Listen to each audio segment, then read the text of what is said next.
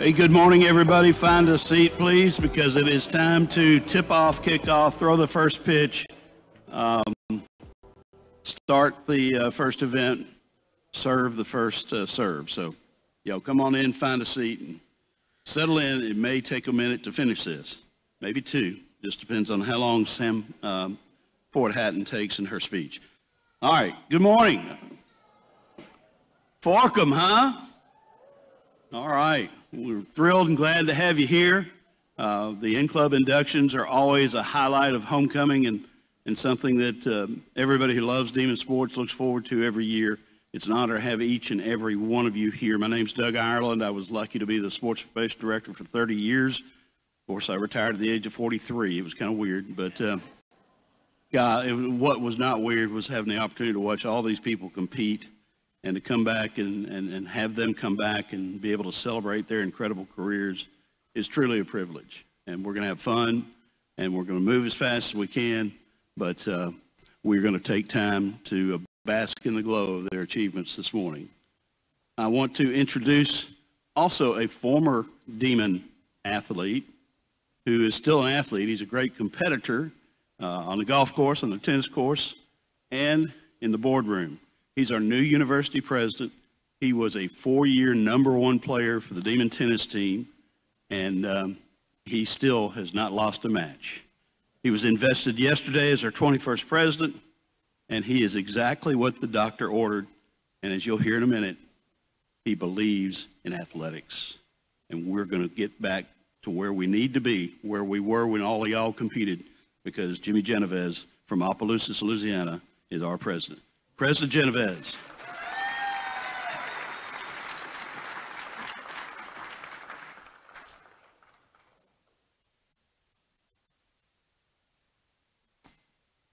This is a fun time for me to be a former athlete here and to be with you all, really true great athletes that represent Northwestern so well. I mean, I'm just thrilled to death to be here, and thank you so much for being part of this program. It's a new day, it's a new attitude, and we're going to bring Northwestern to the state of prominence that it deserves. And a good bit of that recipe is you and how you go out and you tell your story about what your experience here at Northwestern and what it has done for you. I cannot tell you any more than what it has done for me, and I'm so grateful, and that's why I came back to Northwestern after a half a century to make sure that we get our just due and we bring Northwestern back to that state of prominence and make it better again. Having said that, and that's off script, because that's from the heart, okay? And I always do better from the heart, and I'm not real fond of artificial intelligence because I want to share with you the human aspect of this day, this program, this university, and you and what you have accomplished. Good morning, and welcome to the Northwestern State University N-Club Hall of Fame induction ceremony. It is truly a privilege to be here with you as we celebrate the honor of some of the greatest athletes and contributors in the rich history of Demon athletics. Today, we welcome one of the largest classes in our Hall of Fame's history, 16 outstanding individuals who have left an indelible mark on our university and our athletic programs. Each of them exemplifies the talent, the dedication, and the spirit that define what it means to be a Demon. Our inductees include national champions, All-Americans, record breakers, Southland Conference champions across multiple sports. These individuals represent excellence, not only on the field of play, but also in their academic achievements and their lives beyond NSU. They have brought pride and recognition to our university, and today we acknowledge their contributions to Demon athletics, our campus, and our community. From the gridiron to the track, from the courts to the field, these men and women have elevated Northwestern State to new heights.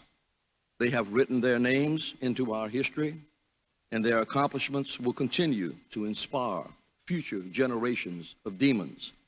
Whether it's the record-setting performances of football greats Jamal Johnson, Kurt Rodriguez, Nathan Black, or the trailblazing achievements of all-American sprinters and javelin throwers like Edgar Cooper and Samantha Ford Hatton.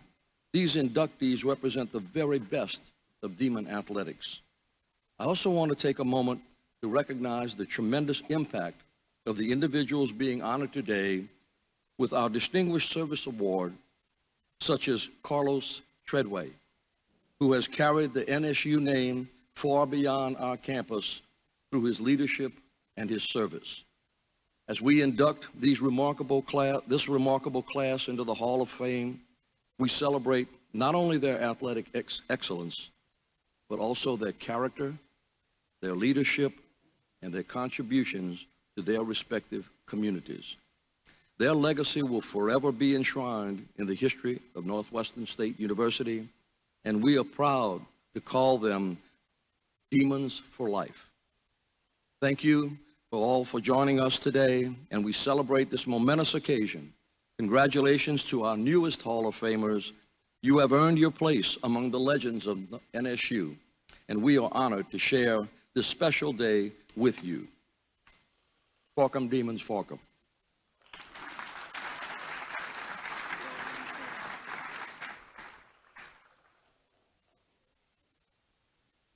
I think you can tell he has a little stage presence. Spent a lot of years on the bench, the last 8 as an Associate Justice of the Louisiana Supreme Court. So sometimes when he's in a meeting, he doesn't have a gavel in these meetings, but he definitely runs them like he does. It's a great thing to have Jimmy Genovez as our president. And it's wonderful to have Kevin Bastian as our Director of Athletics. He came here, we didn't know him. He dove in, and it wasn't feet first, it was body first. He totally immersed himself in this place and in Northwestern Athletics, and we're proud to have him here as our Director of Athletics, Kevin Bastian.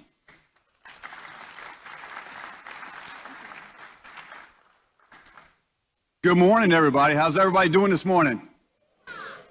Well, we appreciate everybody being here. Great group of people here. First off, before I get started, I want to congratulate Doug Ireland. Yesterday afternoon, he was voted into the Long Purple Line, which is Northwestern State's Hall of Fame, highest recognition. So congratulations to you, Doug. Well deserved.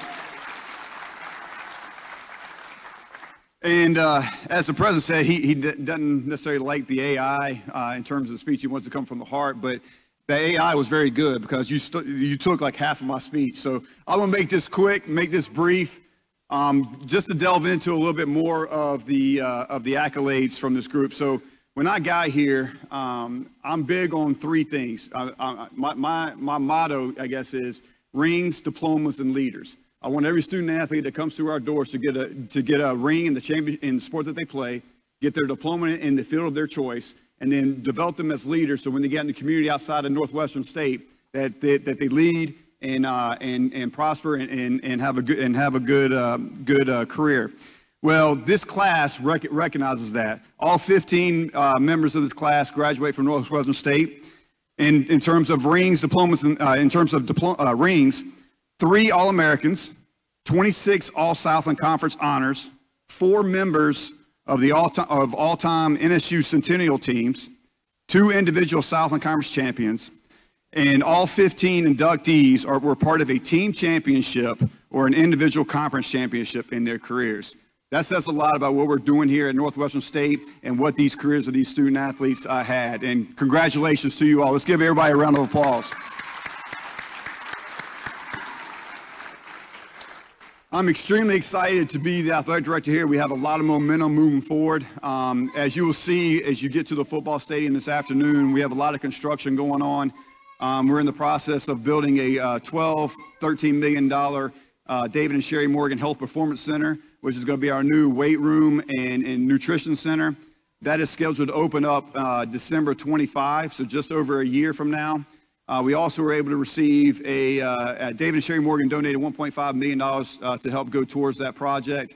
And then we just received a $1.9 million gift from David and Jennifer Thornton, alums that reside here in Natchitoches, to re-turf our baseball field, a softball field. Also at baseball, we're getting a new outfield padded fence.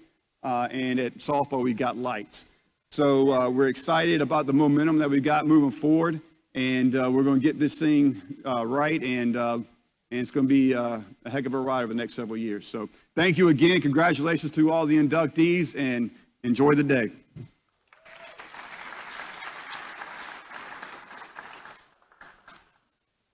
You might notice the president referenced 16 inductees, which there are, but Kevin just mentioned 15. You know, this is a talented group, and nobody knew that when Jamal Johnson was here playing linebacker for the 2004 Southland Conference Championships, that he'd go on and have a long professional career up in Canada. I mean, he became one of the stars of the Canadian Football League. Star being the key word. He's now in the entertainment business and not behind the camera.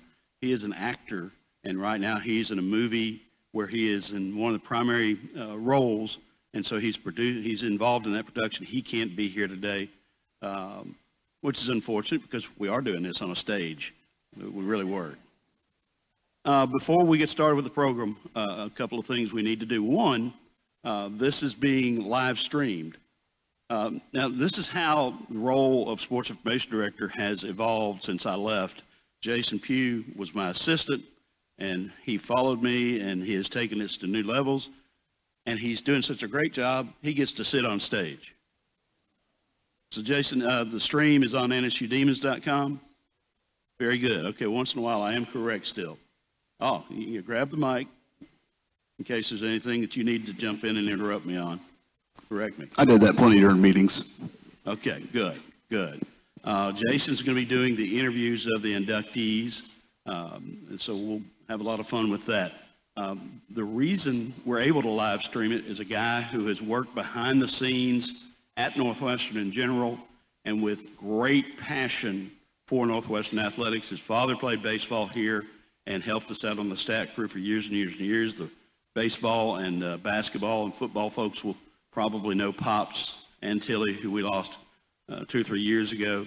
But Davey Antilli III is just relentless in his passion for our university. And Davey, thank you for everything you do for Northwestern athletics, including doing this streaming today. Thanks, Davey.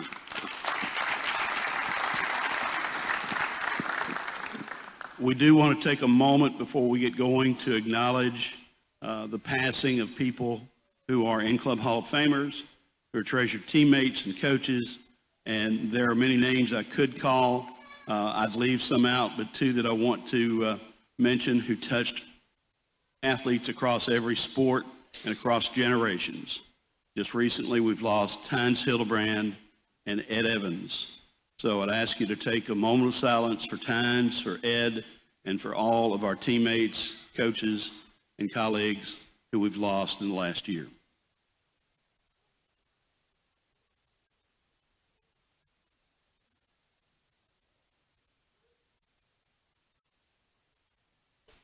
Thank you. Now, we also have some heroes who are among us. Well, a lot of you are fit in that category, but there are some previous inductees in the In-Club Hall of Fame who are here today, and you start that list, and I'm not going to call all of them by name, but I am going to call one and let him wave, and all you others as well join Coach Sam Goodwin in standing up and letting us acknowledge you as In-Club Hall of Famers already inducted. Please stand up.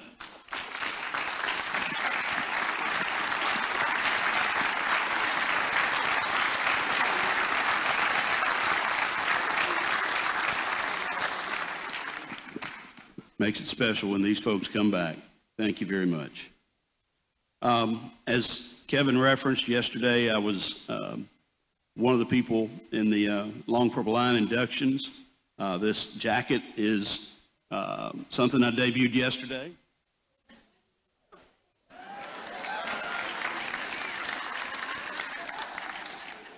President Genovese heckled me, says, "You're wearing the same jacket." I said, "You pay what I paid for this jacket, you're going to wear it the next day."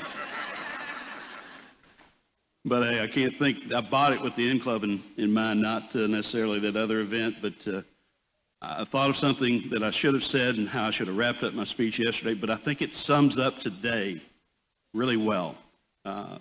Some of you watch golf, some of you remember the Masters presentations in Butler Cabin.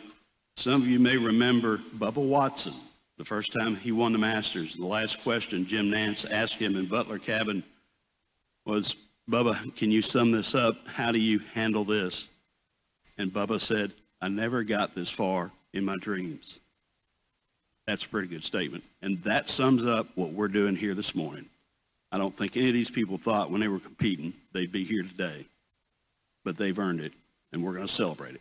And we're going to start with a fella who was here when I got here in 1989, big tight end from Alexandria Senior High School, big tread. And we knew he was a great football player. We anticipated he would do great things in his life. We didn't fully anticipate all the great things that Tread has accomplished, not only in America, but truly around the world. And introducing him is his dear friend and teammate all the way back to junior high school, Dr. Jerry Robinson. We'll do these introductions on the video screen. So to introduce Carlos Treadway, Jerry Robertson. It is such an honor and a pleasure to introduce Carlos Treadway. Ladies and gentlemen, this is my brother. I have known this guy since the first day of school in the 7th grade. We became the best of friends and have been rolling tight ever since. We made the football team together in middle school, went on to play ball together in high school. I'm going to pause right there and just share with you that we literally grew up together. Hundreds of reps in practice in high school, sometimes just hanging out. We were literally inseparable. His parents took care of me as though I was one of their own. My mom did the same thing. My family did the same thing. Like, this guy is really my brother. Let me just tell you, he was a phenomenal athlete. And not only a phenomenal athlete, but a great student athlete. Not only a great student athlete, but was also a leader in high school. Loved to talk to people. If you know Carlos at all, you'll know that none of these things have changed.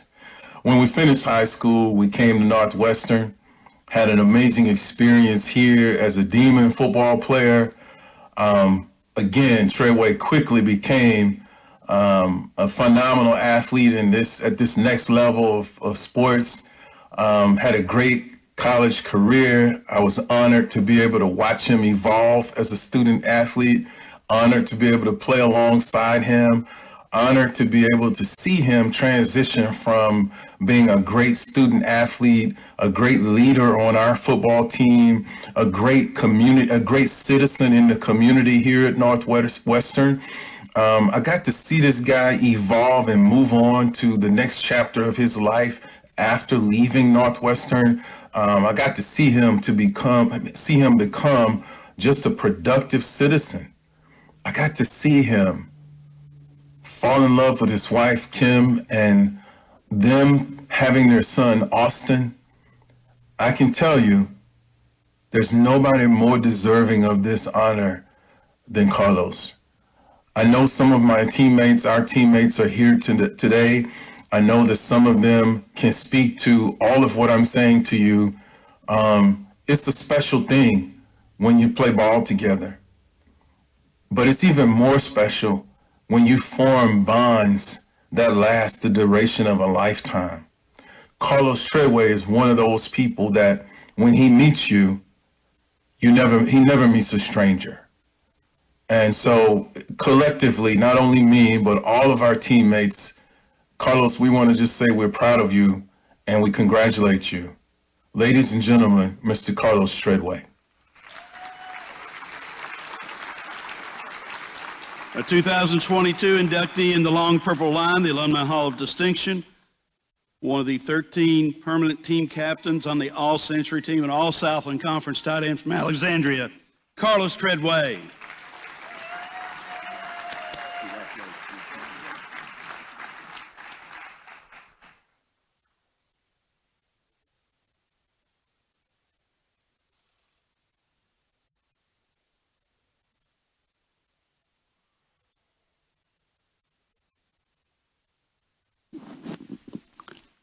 ladies and gentlemen, the 2024 Distinguished Service Award winner, Carlos Treadway. Carlos, before we got to this point, we talked a little bit about relationships, and I think that video from your brother, your teammate, maybe your best friend since 7th grade, I think that kind of encapsulates everything it's about. I agree. I thought about today, and he's my brother, but all the relationships that started here, many of them I still have. I live a long ways away, and I always have, but I come back because when I show up for a homecoming, I see all those people, all those relationships, it energizes me. And I know how special this place is. Special is a good word to talk about your career. We've talked about, and we're going to talk about what you and the 14 other inductees did on the field. You'll see it in the videos. You'll hear it from their presenters. People take the NSU brand with them wherever they go. Very few take it to the point you have. You're running Ford Credit in Europe. That's a major accomplishment within the financial sector, within the auto industry. How special did it feel to go all the way across the world, carry this brand with you, and obviously 2 years ago, go into the long purple line? I mean, it's a tremendous honor, and like I was telling you earlier, I mean, I think the foundation really started here. I mean, when I got here in 1988, and I walked on the field, and I saw the caliber of talent that we had and the way they competed, and they set the standard.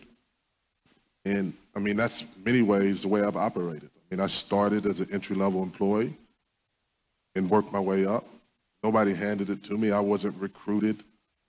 I just happened to find a job, and I took the opportunity, and I built the relationships. But the foundation really started here.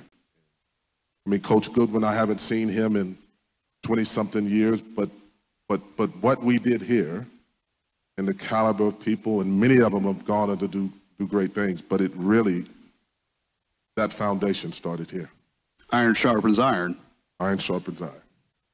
We'll take this time to wrap things up. I know you talked about Coach Goodwin. Dr. Roberson talked about your family, and I know those are the foundations that really drive success on and off the field, on and away from the arena of competition. But you know, your wife, he mentioned your wife and your son, and I know they've been a big driving force behind what's become of Carlos Treadway. Absolutely. 26 years with my wife, and son's 18. He just graduated high school in London. He's going to NYU in January. And, you know, I really wanted to make sure that we gave him the opportunities. He came back to Northwestern 2 years ago, so he understands, you know, how it all started. But without my wife and without my son, I wouldn't be able to do what I've done. I lived in China for 7 years, now London for 4, and that's because of the sacrifices they made for me to be able to do what I do, and I'm forever grateful for that. Forever a Demon, home or abroad, 2024 in Club Hall of Famer, Carlos Treadway.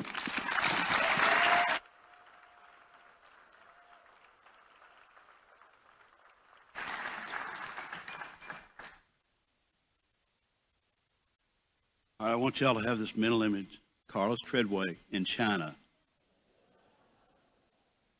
Him and Yao Ming and the rest of them. I mean, it was just like that, you know. Very, very cool. Big tread. Edgar Cooper did things at Northwestern that not only put his name in the record books, but put him in the heart of his teammates and his coaches and other athletes and other sports. So it's wonderfully appropriate that we are finally getting around to putting Ed Cooper where he absolutely belongs in the N-Club Hall of Fame. And to talk about him, James Dickens.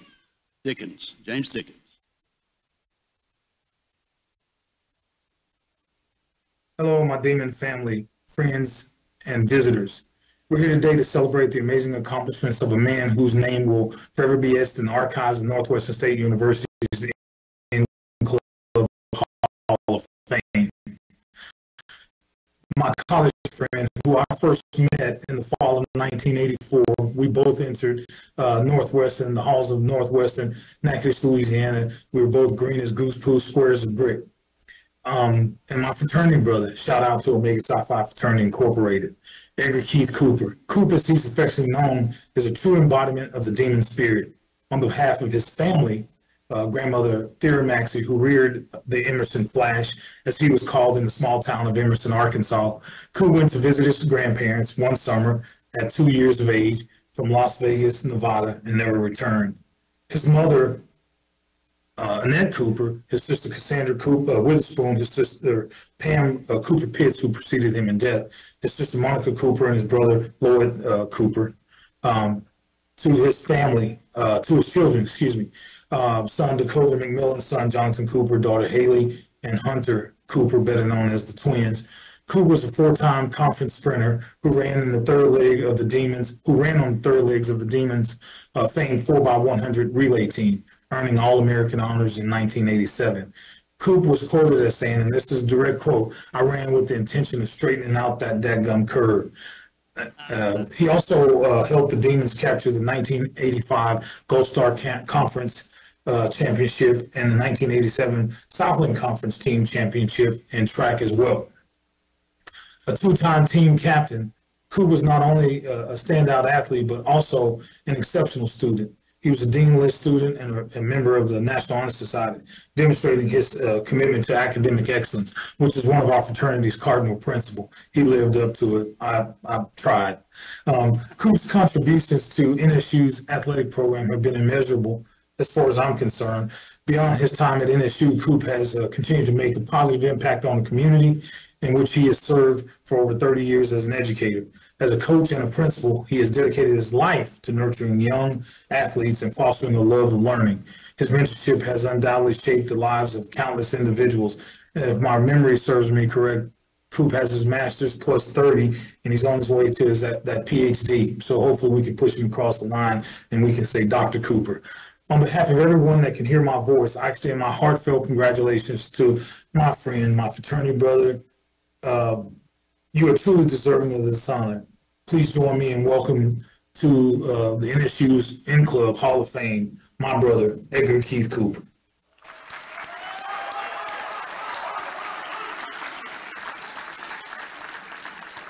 All-American Conference champion, now officially a Demon legend, Edgar Cooper.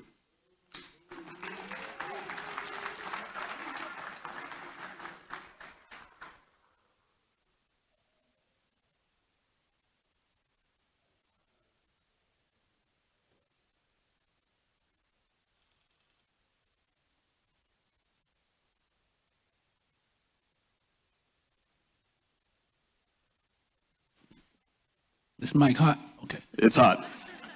Hot as your 100 time. I have the intention of straightening out that dadgum curve.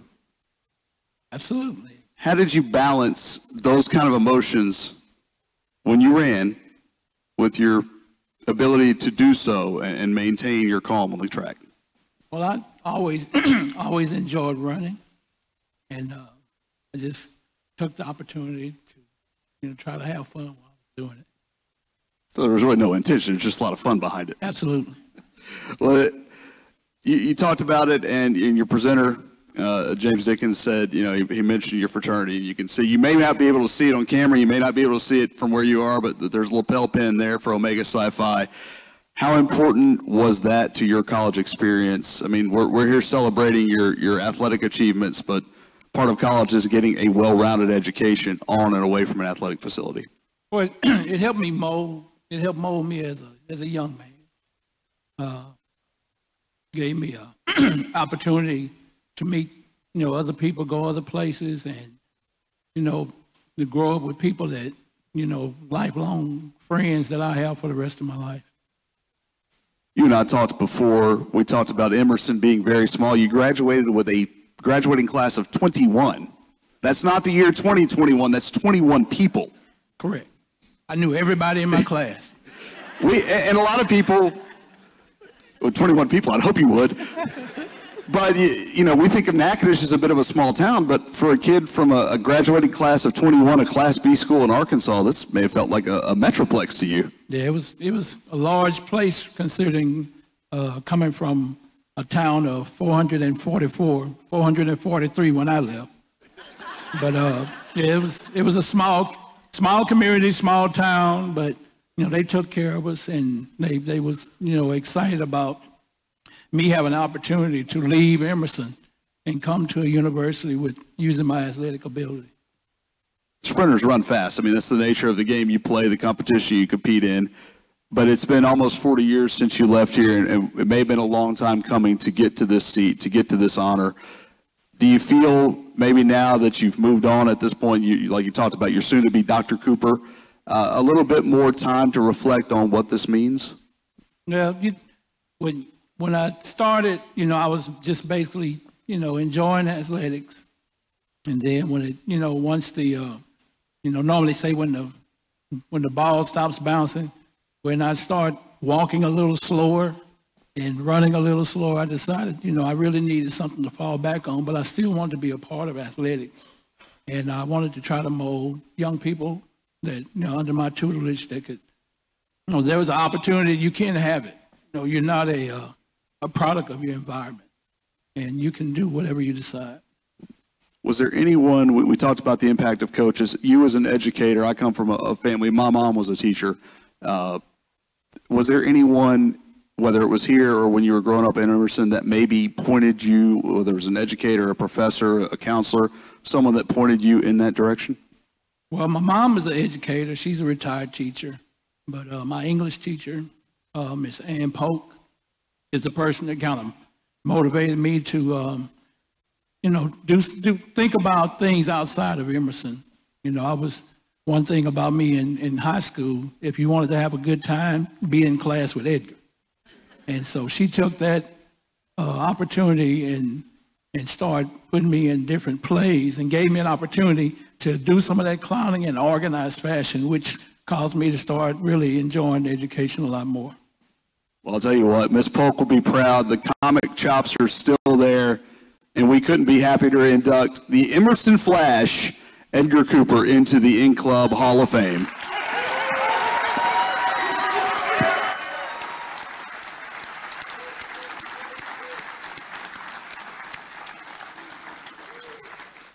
Well, you talk about full circle moments. I didn't realize that Edgar was from Emerson. And then he just mentioned Mrs. Polk. And the reason I know Emerson, I wasn't the SID when Edgar was here, but I was around. But fast forward about 12 years after he left, Alan Polk from Emerson, Arkansas, threw in three-pointers like it's nobody's business for the Demon basketball team. Full circle. Really, really cool. This would be a great time, too, to acknowledge that we have several former coaches, both head and assistant coaches, with us today. And obviously, we have one who's not here, but he's still in Natchitoches, and we love him. Leon Johnson. Dean Johnson is here today. Let's hear it for Leon and Dean Johnson.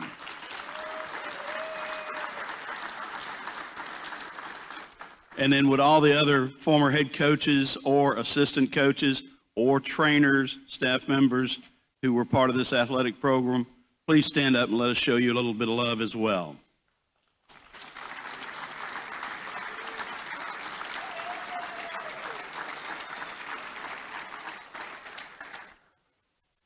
Troy Conkle. You talk about a guy who could do it all on the diamond. Yay, absolutely. I don't know if it's a Troy fan, an Edgar fan, certainly not a Doug fan. We don't have any confusion there.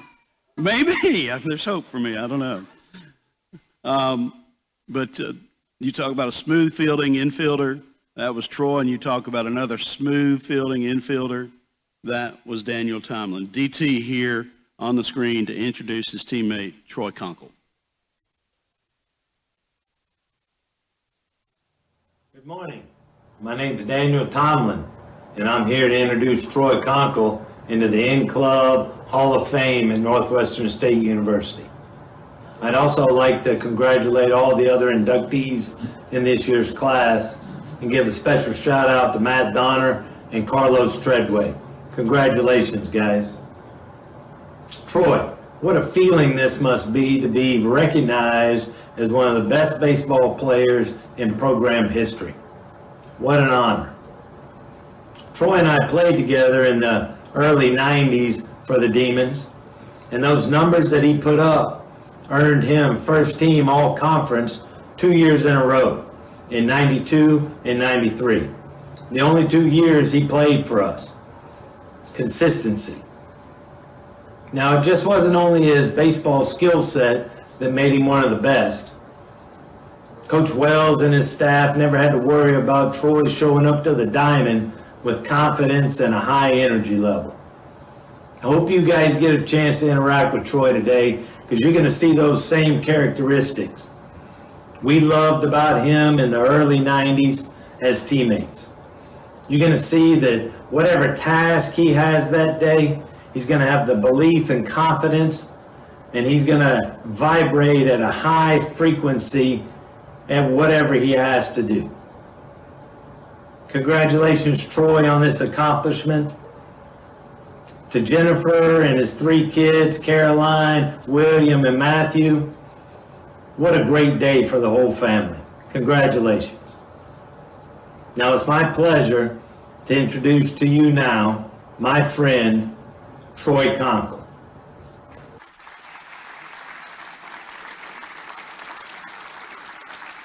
Two-time first-team all-conference shortstop. Also appeared on the bump a couple of times. Once when there was a no-hitter. Troy Dean Conkle.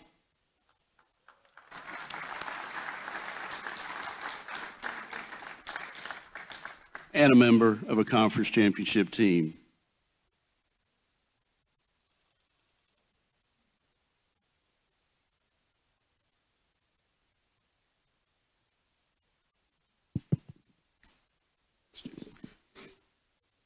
Yeah, the mic's still hot. Yeah. Just wanted to make sure. You can turn yours off. I'm going to go ahead. Hey, that's all right. I mean, we're here. We're not here to talk about me. We're here to talk about you and your classmates, and maybe hot because Edgar was just up here. I mean, there was a lot of good comedic fire coming there. Yes. We talked with Carlos Treadway. We talked with, and we'll talk with probably all these people about relationships and the ones that were formed here. When you and I talked before this, you had a great story about Daniel Tomlin. He mentioned your family. He mentioned your wife. There's a special tie to your wedding that you and I talked about that was a lot of fun. I think you need to share with these folks. Yeah, I'll start with it's, the one small decision for a kid from Arlington, which I'll be honest with you, I didn't know that Natchitoches existed until, Coach Wells recruited me here. But that one small decision has shaped and formed the rest of my life. But, you mentioned that story. I got married in 1997. Jim Wells, who I played for here, went on to become the head coach at Alabama. And Daniel Tomlin went from here after his playing days and became the first base coach at LSU. And on June 7th of 1997, Daniel, of course, was a groomsman in my wedding, but he was playing Alabama and Coach Wells for a national championship on June 7th in Omaha, Nebraska. So we went with a reserve groomsman for the wedding, and then, had no expectation. But I remember, that's the kind of relationship that Daniel and I have and the friendship. He won a national championship. They did beat Coach Wells in Alabama that day. And then he showed up at the reception in full uniform. And which shut the reception down, of course, because most of the people there were LSU fans, and so he got a standing ovation. But he left immediately after winning a national championship, and that's what I remember most is, I found my wife here. I found friends like that. That's what Northwestern means to me more than the accomplishments just on the baseball field. It's all of the relationships. He got a ring, but I think you'd probably admit you won the bigger ring that day. Well, yes. There's no question. I talked to Doug last night down on Front Street. I'm the winner here. My wife accomplished a ton more and was way more popular than I'll ever be, but this does move the needle a little bit give me some chance of, accomplishing what she's accomplished here at Northwestern. Jennifer Berry, we've been married for 27 years. She's my rock. So you did something few people probably could. You survived 2 years with Jim Wells. There's no doubt what Coach Wells and everyone who knows the history of this program did for the baseball program here at Northwestern, but he did it in a way that challenged everybody that put on that uniform. Yeah, I'd never been a part of anything, from the first time I touched the field. Coach Wells had I was a new guy, so I was carrying the bat bags, from the locker room there, up to the field. And then if you weren't sprinting when you got, in between the white lines, right, we just shut it down for the day. So I learned quickly this was not the high school program that I was in, not the junior college program. I came from Paris Junior College. It definitely, though, I will say, shaped how I coached. I went into coaching after my playing career, but it shaped me as an adult because the work ethic was immediate. So, and the accomplishments were the byproduct of how he ran a program. And when I reflect, on that original staff is all Hall of Fame coaches. Mike Bianco was an assistant. He's now the head coach at Ole Miss and has won a national championship. Mitch Gaspard, who I got to visit with recently, he went on and became Northwestern's coach and then replaced Coach Wells at Alabama. You don't know that as a 20-year-old that you're playing for Hall of Fame coaches, but certainly my experience was incredible here. When you look around, you'll go in. Matt Donner's coming up a little bit later. He's going to follow you just like he followed you here in Demon Land. And a little while later, Brad Hansen goes in. 3 baseball guys go in this year. Part of a decade where NSU was as dominant a program as there was in the Southland.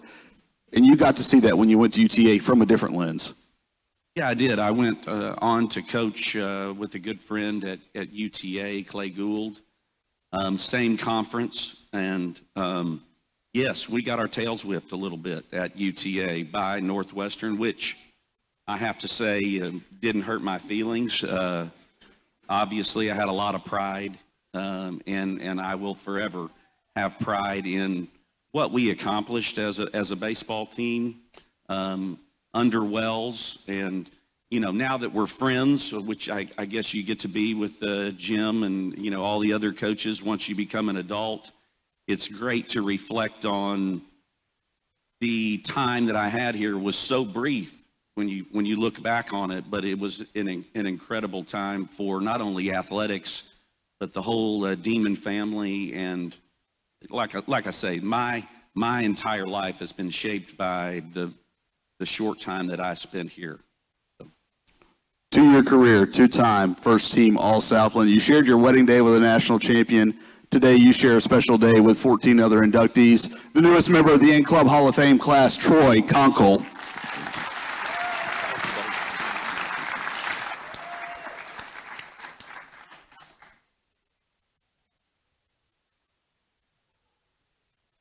Okay, for anybody who played for Coach Wells, as soon as this is over, you're down on the field. We'll have a 4-hour practice. Greg Sankey is not monitoring the length of the practice. So, Greg Sankey earned his chops trying to keep Jim within guidelines for practice times. It didn't work. Not at all. This is a young woman who didn't have to come far to college, but once she got here, she made an impact. Again, not only as a competitor, but as a teammate, as a tremendous student. And she caught the eye of a guy who was playing tight end on the Demon football team, who's gone on to just a little bit of accomplishment himself. And it's been in no small part to his partnership with Janice. Glenn and Janice have influenced countless lives in softball, but Janice sailed over the high bar better than anybody ever has at Northwestern, even 30 years later.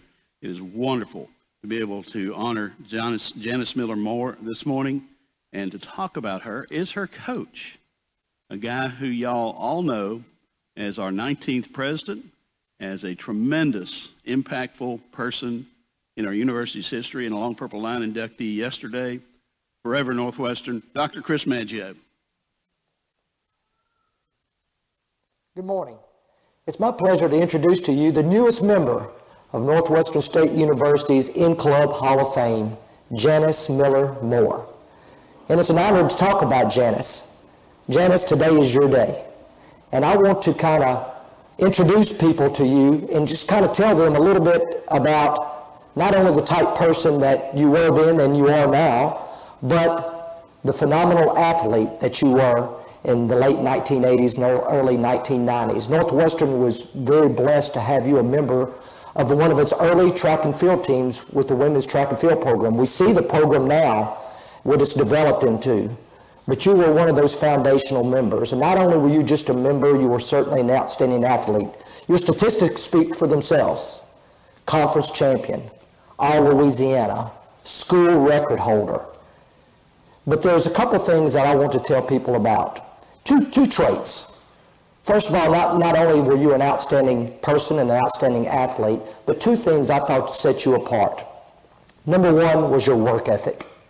I can always remember how hard you worked in those early years of the Northwestern program with your mentor, Leon Johnson, who was the event coach for the high jump, out there hours and hours spending with you, but you never quit. You were always there working hard to perfect your craft. And a funny story that some people may not realize, not only were you an outstanding athlete, but sometimes at practice you would finish and then you would quickly put on your sweats and you would run across campus. Where were you going? You were going to symphony practice, as you were an outstanding member of the Natchitoches Northwestern Symphony. As people may not know, you played in the symphony 4 years in high school and 4 years at Northwestern. And if there's a Symphony Hall of Fame at Northwestern, I'm sure you would be considered for that as well. But it was that work ethic. Secondly, that I thought that is you were a competitor. We could always count on you. You probably don't know this, but Coach Johnson and I would sit in the stands and we would watch and we'd go from position to position to event. And when the high jump was coming about, Coach Johnson would always say, don't worry about Janice. She's going to be there. And when it came down to those last 2 or 3 jumpers, you were going to be there. You were going to be a competitor. And it showed. And it showed in the biggest moments. It showed at the conference meet where you came in as a freshman, tied for the first place, was awarded second on misses.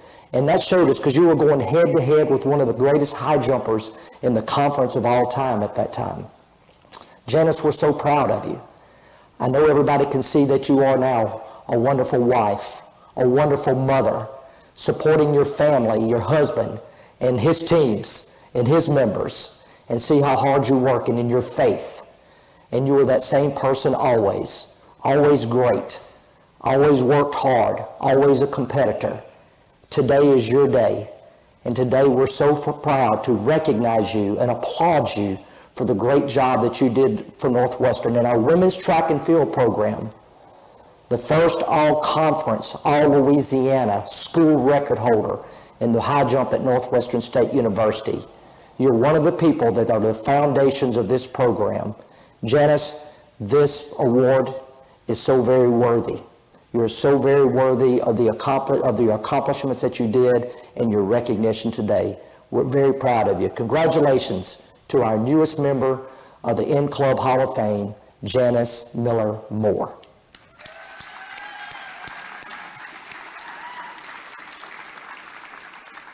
Not only a conference champion, a record holder, but a musical prodigy and a demon mom. When you go to the football game this afternoon, Glenn and Janice's son, Ty, is number 6, and you will see him making plays for our demon football team. Janice Miller Moore.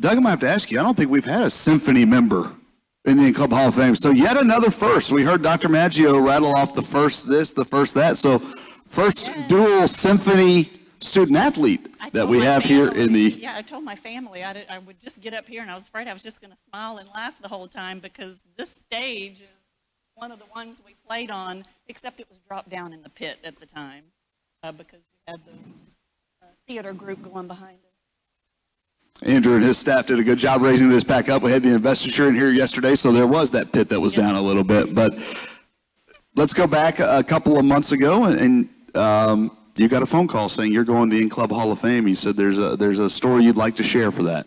Yes, I saw I didn't have the number on my phone, but the name on my phone, but I saw the number, and it was a 318 number. And Glenn was in the living room, and I said, "This is from Louisiana." I said, "I better answer it." And when I saw the 318, my heart just dropped, and I was worried. So I know I answered the phone hello because I thought something was probably wrong with Ty. You know, he'd gotten hurt or something, and so I was so worried. And I just said hello, and it was Dr. Bastian, and. Anyway, he said, congratulations and what he was calling for. And I was just so relieved that I'm glad I remembered what he said because when we got off the phone, I told Glenn and he was excited and he was like, "No way." And he said, "Who was that called?" And I said, "I'm not even sure who I talked to." I said, "I just know it wasn't about Ty." So that was good. Always a mom. Yes. Always a mom. You see 318 and all of a sudden you're worse. Yes. You go to the fatalistic view of things, but it's somewhat appropriate, I think, that we have another more on the NSU football team. Obviously, Glenn played tight end as Doug referenced. He's done a great job at Baylor, and you guys, I've been lucky enough to hang around Ty for a couple of months now, and you can tell where he gets it from, but this place has always been home for you, and now it gets to be home for your son. Right. Yeah, I think I'm opposite of Troy when he said he didn't even know this place existed. I think this is the only place I knew existed. But yeah, it started way back. I'm so thankful for all the people that have just been in my life that, have meant so much to this university. Well, first I have to start with the Lord because his path was way better than anything, like Doug said, could have even dreamed. I just, wouldn't have even gotten to that place in my dreams. But it started with my mom, who is here, and she graduated. She has 2 degrees from here, and one she got in '66 with her BS in nursing. And then we went on. My dad was in the military, so we traveled around, and she worked in schools overseas. And then when we moved back here later, she got her master's degree in '88. She was the director of nursing at the hospital here in Natchitoches, and then changed careers, when we started the school here, and she was the nursing instructor, one of the nursing instructors here. And then my dad took classes here. My grandma, actually, she didn't go to school here, but she worked with Doc Christmas over at the hospital. So that kind of ties in with Northwestern a little bit there.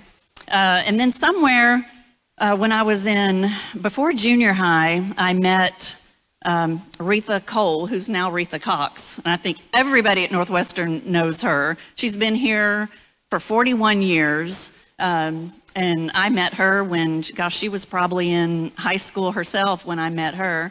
And then starting in junior high, my music teacher, her husband was the head of the orchestra part of the department here. So we had her and,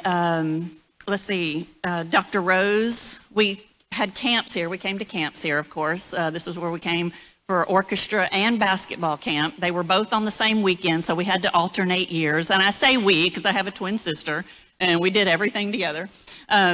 So we had to alternate camp, basketball camp and orchestra camp.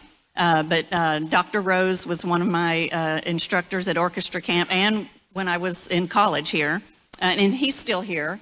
I see him, at every ball game. He's at every event, every athletic event he's here for. And then when I was in junior high, I met the Martins, Mr. SG and Miss Tony Martin, and they are big Northwestern supporters and took care of all of us through those years. And then in high school, Ricky McAllister, who's in the In-Club Hall of Fame, he was my homeroom teacher. I didn't have him for any classes, but he was my homeroom teacher. And then Emma Bozeman, also in Club Hall of Fame, was my basketball coach. Let's see, Cindy Johnson. Okay, here's a good story, Doug. Cindy Johnson was one of our teachers. I didn't actually have her, but her husband, Burley Johnson, coached against us in junior high. He was one of the coaches of the other team we played for. I later coached against him when I became a basketball coach. But he has been to every home football game here at Northwestern for 55 years. He hasn't missed a home football game. So I thought that was crazy. So then right before the semester before I was going to be starting college, my sister and I every Wednesday would run over, let's see, it was always on a Wednesday. We had symphony practice on Wednesday nights. So we would run from basketball or drive from basketball practice to symphony practice. From symphony practice, well, actually between symphony and church, we would always go to McDonald's and get a hot fudge sundae with extra nuts. And then we would run over to church at Westside Baptist back over here. And one day we walked in, and we were always a mess. And we looked in the youth room, and Glenn and his, he had brought one of his best friends with him, who's still here in Natchitoches. They were sitting in the room, so we just grabbed each other and bypassed the room and ran to the mirror in the bathroom. And we were like, "Who is that?" And we were like, "I don't know." So anyway, we went back in, met them. They had come from Mississippi. Anyway, and of course later Glenn and I married, have two beautiful kids. JC's here with us today. Ty would be, but he's getting ready for the game over there. And then Steve just made Natchitoches his home, Steve Peasant. And he helps out in every way that he can. He's always with the football team, just wanting to do everything he can for Natchitoches. But then, anyway, getting here to college, met Coach Johnson, Coach Maggio, Doug, Ed Evans. Doc Christmas was here when I first got here, but then Ed Evans came when he retired. So just having those here. Greg Burke. Dr. Dickens is always on campus. We see him. I never had a class under him, but others did. So he was really big in all of that. And I don't know if I know all the football players that are here that played football during those years would remember Thomas Foster. Great guy. Anyway, we loved him. He just recently passed away also, but he was always there encouraging everybody. So anyway, it's those people that Northwestern has been their life, Natchitoches has been their life, that has just meant so much to me. And at the end of our fight song, "Fight for Dear Old Demon Land," that's what those people do. So that it's just a special place for me. Well, we were going to talk about memories, but I think you just rolled right through every one of Probably them. And so. I mean, Sorry. It really is amazing when you start talking about those people that were here and are still here. Yes, and, you know, always here. Guys like Doug, guys like Dr. Dickens, and the late Thomas Foster that you want to honor. But you talked about meeting Glenn there at Westside Baptist, so it seemed like it was ordained to be, and it was ordained for you to be in the In Club Hall of Fame. Your newest In Club Hall of Fame member, Janice Miller Moore.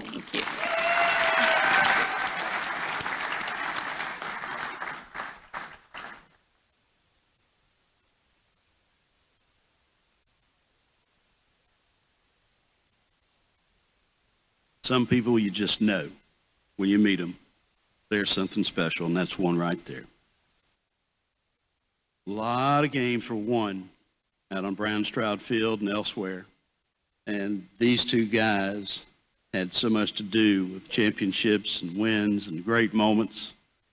It is really good that Brad Duncan is going to be introducing his friend and teammate, Matt Donner.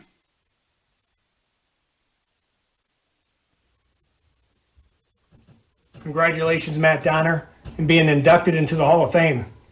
Well deserved. All of your teammates in '94, we remember when we first met you. Coach Wells called us down to the field house for a meeting to introduce all the new transfers and all the incoming freshmen. You weren't able to make it. You weren't going to come into the next day. But he described you as a junior college All-American third baseman, 100 RBIs, 20 home runs, 6 stats, naturally we walk away thinking this is the prototypical third baseman, you know, the 6'2" Scott Rowland type. You got in town the next day, rolled up in your vet at Rapide's dorms and introduced yourself. And we were kind of shocked because it wasn't the prototypical third baseman that we were thinking.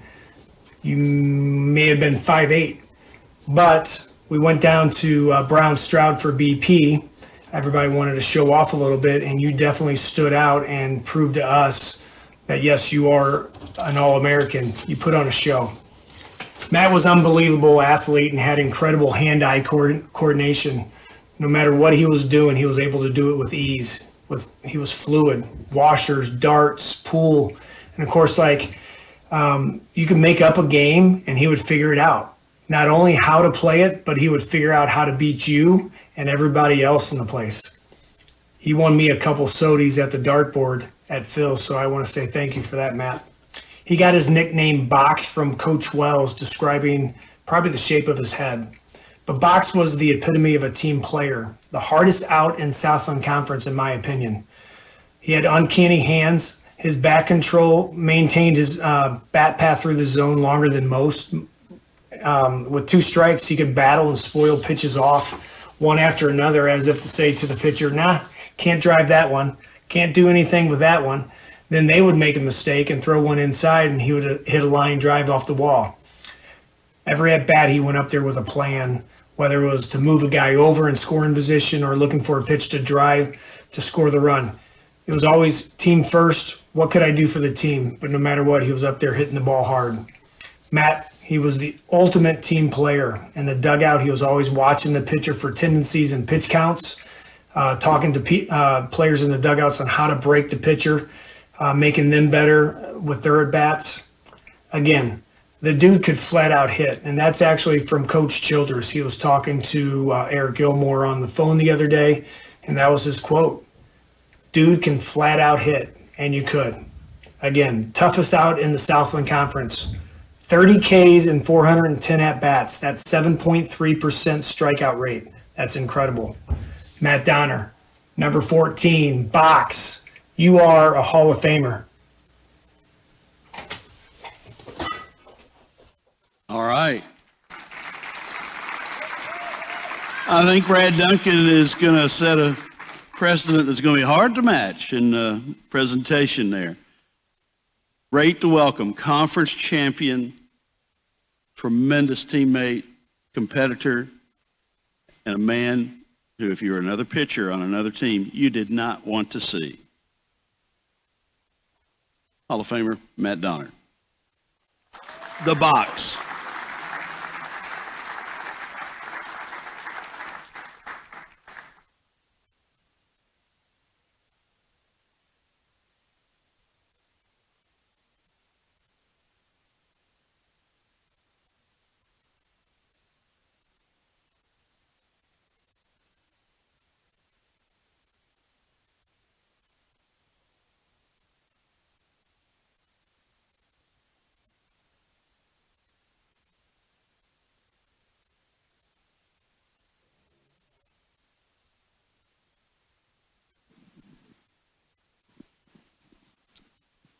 Your teammate wins for best introduction so far. That was that's good. We do ESPN Plus baseball, Brad. We may need you on color if we get rid of Patrick Netherton. That is.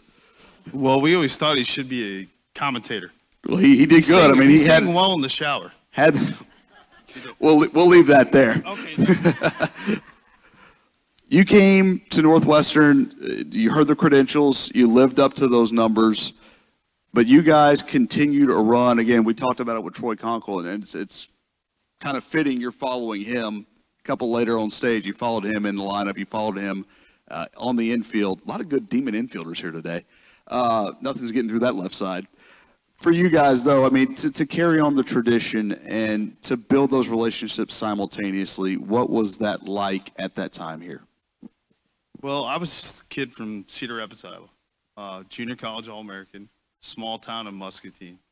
I was getting letters from D2 schools, and I'm like, my coach at junior college calls me. We didn't have cell phones, nothing back then. We're old, you know, and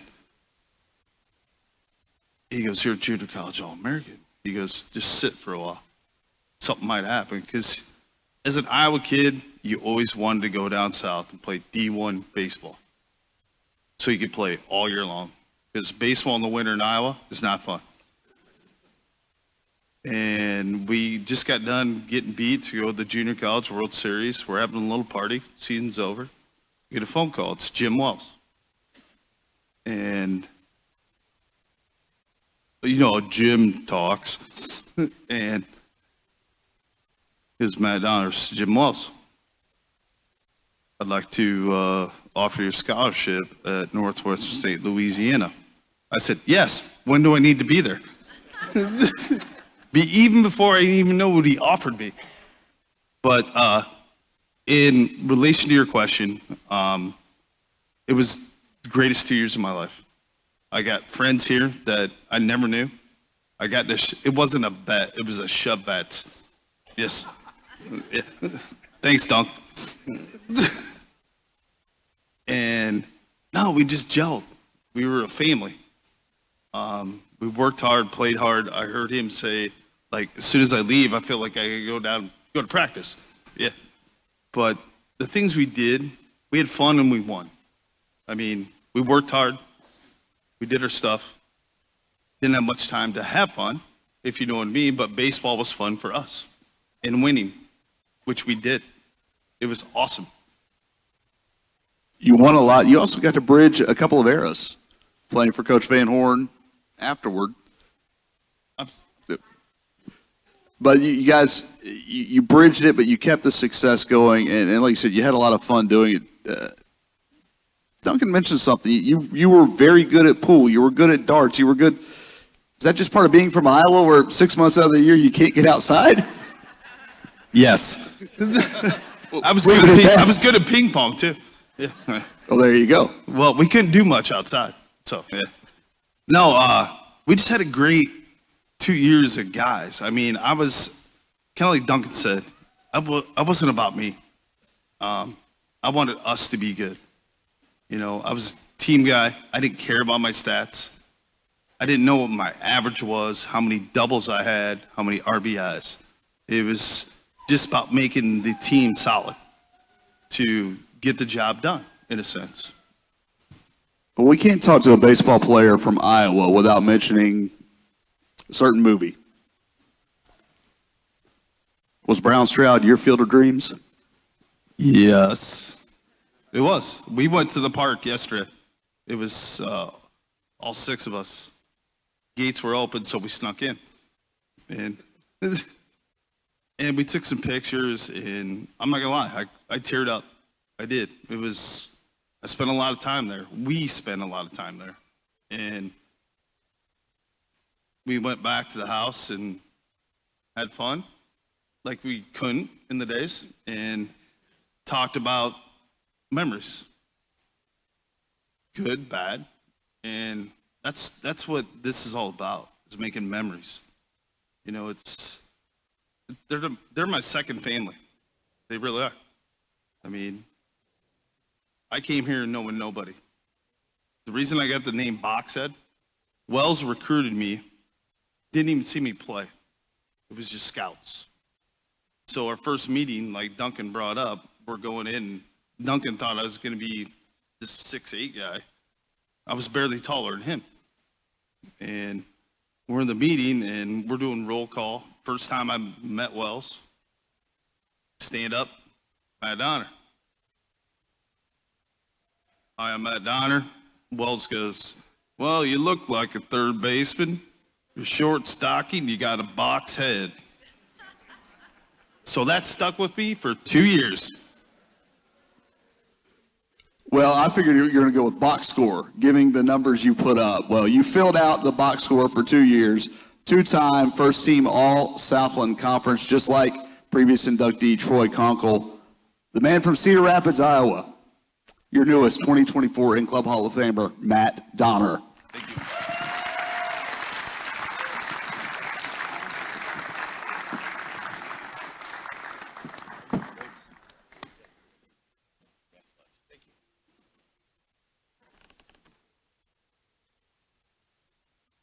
It is a great honor to be a all-conference player, and particularly a first-team all-conference player when you consider the guys we've talked to so far in baseball came here as junior college guys, and were two-time first-team out Southland Conference. That tells you just how good they were, and there are so many all-conference players in baseball in the 90s, but very few were two-time first-team, and that guy was definitely one of those who was very deserving of it. Congratulations, Matt.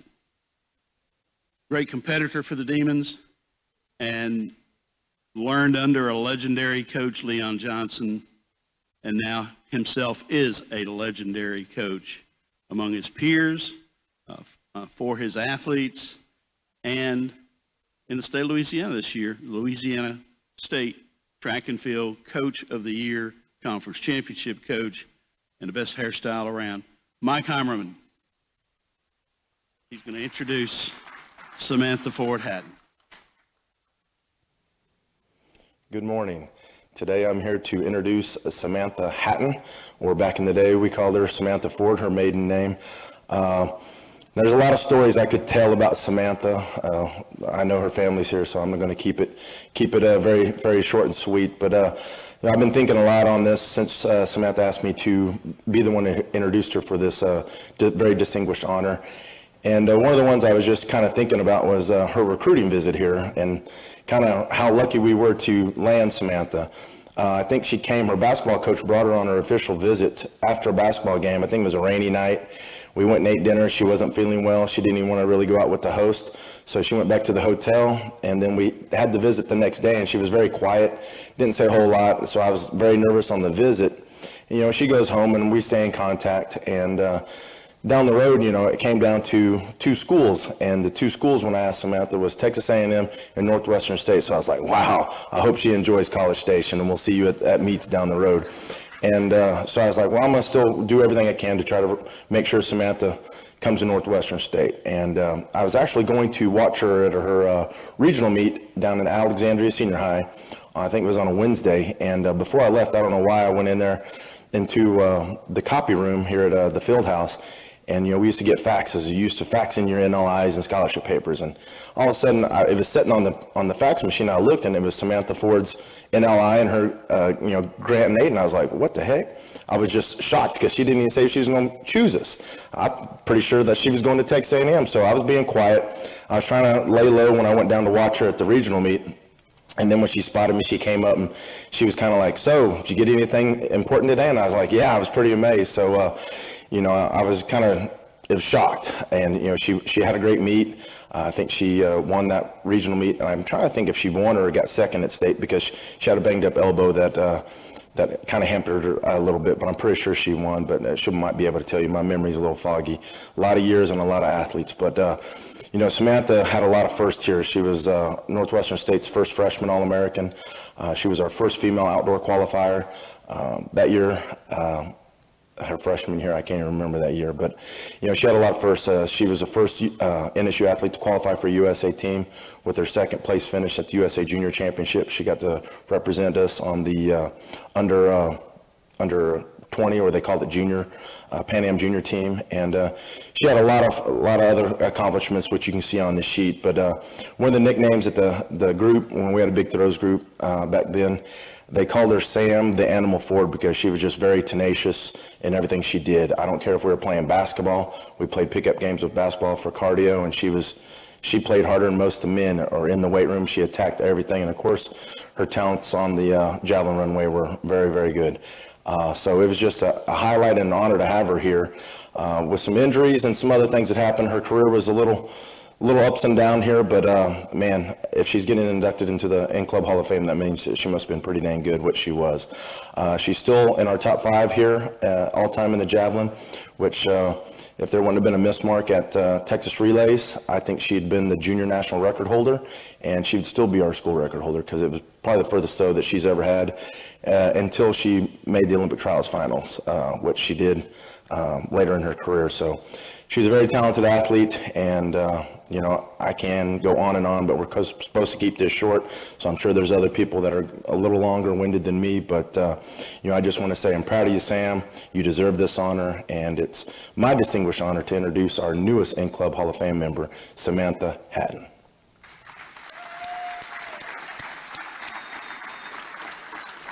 conference champion, All-American, great teammate, and let's not underscore the Olympic trials, and I think you were 8th in the Olympic trials. Samantha Ford Hatton. Where are you, Samantha?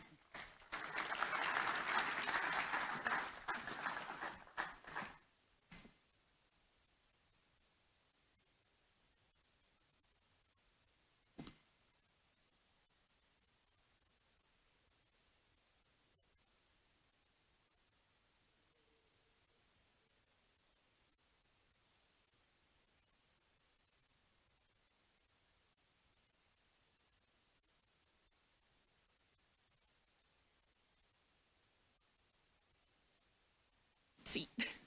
That one's been warm. It's been a lot of people moving in and out of that one, and we'll keep things moving here with someone who kept a javelin moving about as far as anybody. And I think something that Coach Heimerman touched on, and this track and field program we heard from Janice Miller-Moore, we know what they've done the last couple of years, 3 titles in the last 2 years.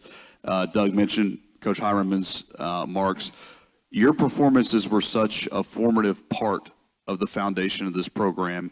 With a little time to look back on it, how special is it in retrospect to be one of those foundational members of a program?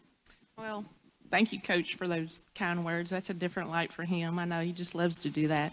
When I came in here, we've already had a pretty good reputation of throwers. As we can see, we have multiple throwers that got inducted to the In-Club Hall of Fame. And I knew if I came here, I would have those by my side. And so it's kind of started it, made it pretty easy, transition it, and recruiting process. Coach Mike, he's like a big brother. He's like just tender teddy bear. But he made it very easy to be around with, coaching style. It was just, it did all the check marks. And that day when I faxed it in, I said, I'm just going to send it. I think this will be exciting. It was a wow factor, and I think it became to be a wow factor from after that too as well. So send it to him. Things have just been great. And went to freshman year was just wonderful. A little bit of international competition, and that kind of sparked things there afterwards and wanting to come back for more, really. Injuries here and there, which it does come, and just the bounce back of that. Just knowing there was unfinished business that kind of elongated the career to keep going for more. So. Were the injuries? I mean, we all, those of us who went through college, we know that you're tested several times a semester in class. When you're tested away from class, when you're tested with injuries, tested with struggles, maybe coming back from those, what did those moments teach you? Oh, perseverance. To come through something, and you gotta have to, I guess all of the athletes here that are inducted, you don't think about coming into the school that, hey, that's where I want to be. No, but it just comes from small moments and adjusting to those moments, and towards the end they all add up, and you look back and said, wow, that wasn't a bad go at it. And then you realize, like, well, we're here today, and those times where you go up and down, that just makes us what we are today, of course, and that's the beauty of that. When you grow older and you realize maybe I would have did a little bit different, maybe a different style of, how I could have been a better athlete, but it just couldn't have placed me in a better place today, where we're at. You touched on being an international competition, and whether it was nationals wearing NSU or international wearing USA colors, what did that mean to be able to take those two things, whether it was in NSU, whether it was the USA, to different places that maybe, and sometimes we talked about the first, they hadn't been before. I mean, you're kind of the standard bearer at that point. And looking back, maybe you don't realize it at that point. Was there a point where you realized, I'm the first one to do this, I'm the first one to be in an NSU uniform at this competition, at this site? Well, when that happened, I guess I was 18 still, maybe 19. But the youth of it, I did not even know what I even just did. So I'm just out there trying to throw a stick as far as I can. And come to find out, it was good marks. And I actually got a call. I was an alternate. I finished third that year, and said, hey, we don't, the second place can't make it. Can you go? I said, just tell me when. So my father had to get me really quick on getting a passport. So we had to go to Houston, and we went to Barbados, and so that was a very fun experience. And you get there and you have your package of USA gear, and that just hit pretty hard right there at the time. And then I realized this is pretty fun. And then that just created a big itch to come back year after year to try to, of course, get through school. Schooling was first, trying to get through that, but afterwards, I would call Mike. Mike, I think the feeling was mutual. We had some unfinished business. I said, can we give a go at it? He said, come on. So Natchitoches bound I was from other outer cities, but we tried to make it happen, and we had a good go at it. We got a pretty international flavored class. You can check your passport against Carlos's. You can check it against Janice's. It may be expired now. There's probably a few more coming that have it, but a little closer to home, and Coach Heimerman mentioned this in the video there. When it comes down to Northwestern State or Texas A&M, obviously, even during your time, we know what Texas A&M was. We know where the world of college athletics is. Why Natchitoches, and how much did that now, how much is that decision, how much has it paid off in your life? Well, it feels like home. Close to home, close to family, close to friends, and you're not really a big fish in the sea. All those athletes in those big schools, we can meet with them from here at Northwestern. So competed in Southland, regionals, nationals, we'll meet those athletes in those schools, and class act of a coach, coaches Leon Johnson, Mike Heimerman, Dean Johnson, just all of the guys. They always had great inputs wherever you're at around that track. And that's what did it. That's what did it. Anytime, anywhere, any place? That's right. Right here at Northwestern. Well, the time, the place is here and now for 2024 In Club Hall of Famer Samantha Ford Hatton.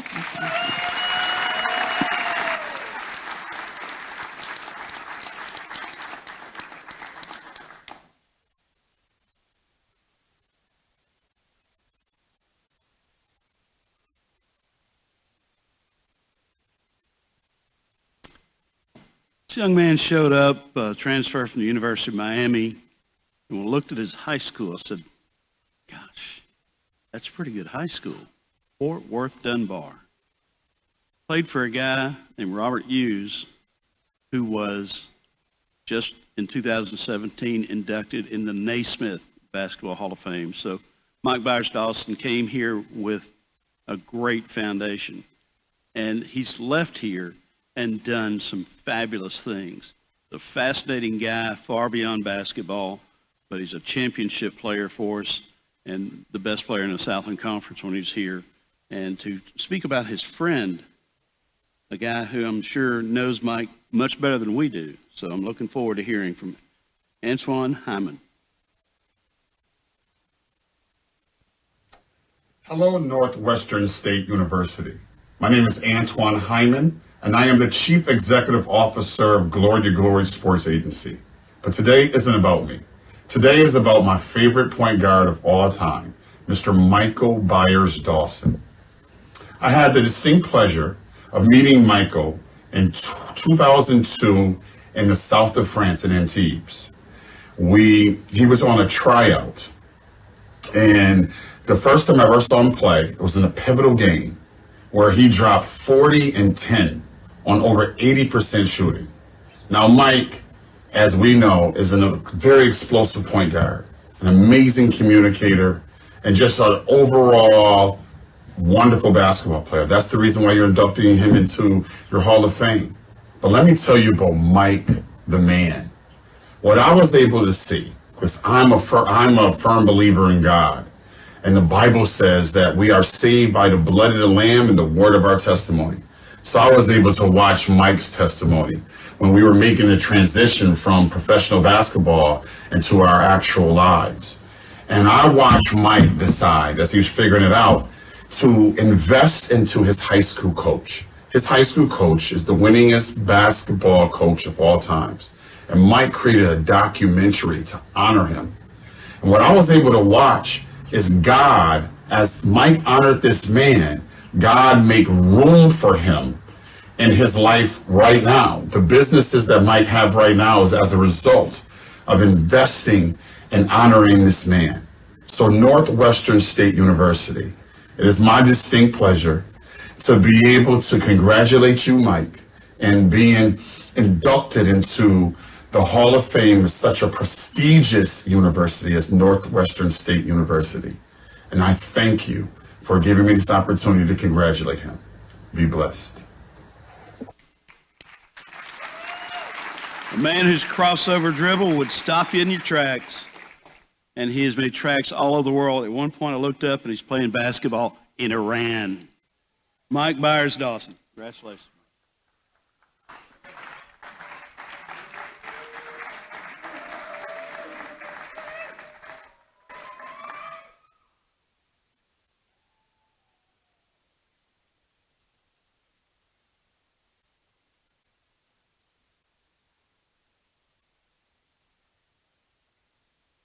Don't make me cry, man.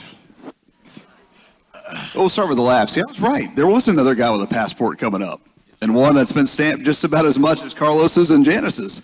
But let's talk about, before we get into the international side of Michael Byers-Dawson, a guy from Fort Worth that goes to Miami, and then you come to Natchitoches. There's no culture shock there, is there? A little bit. It was a little bit. But you know what? It was Coach Mike McConaughey, man. This guy was a stalker. Let's just say that. Everywhere I looked up, he was. Oklahoma, Fort Worth, Louisiana. You know what I mean? So Coach Mike got me here.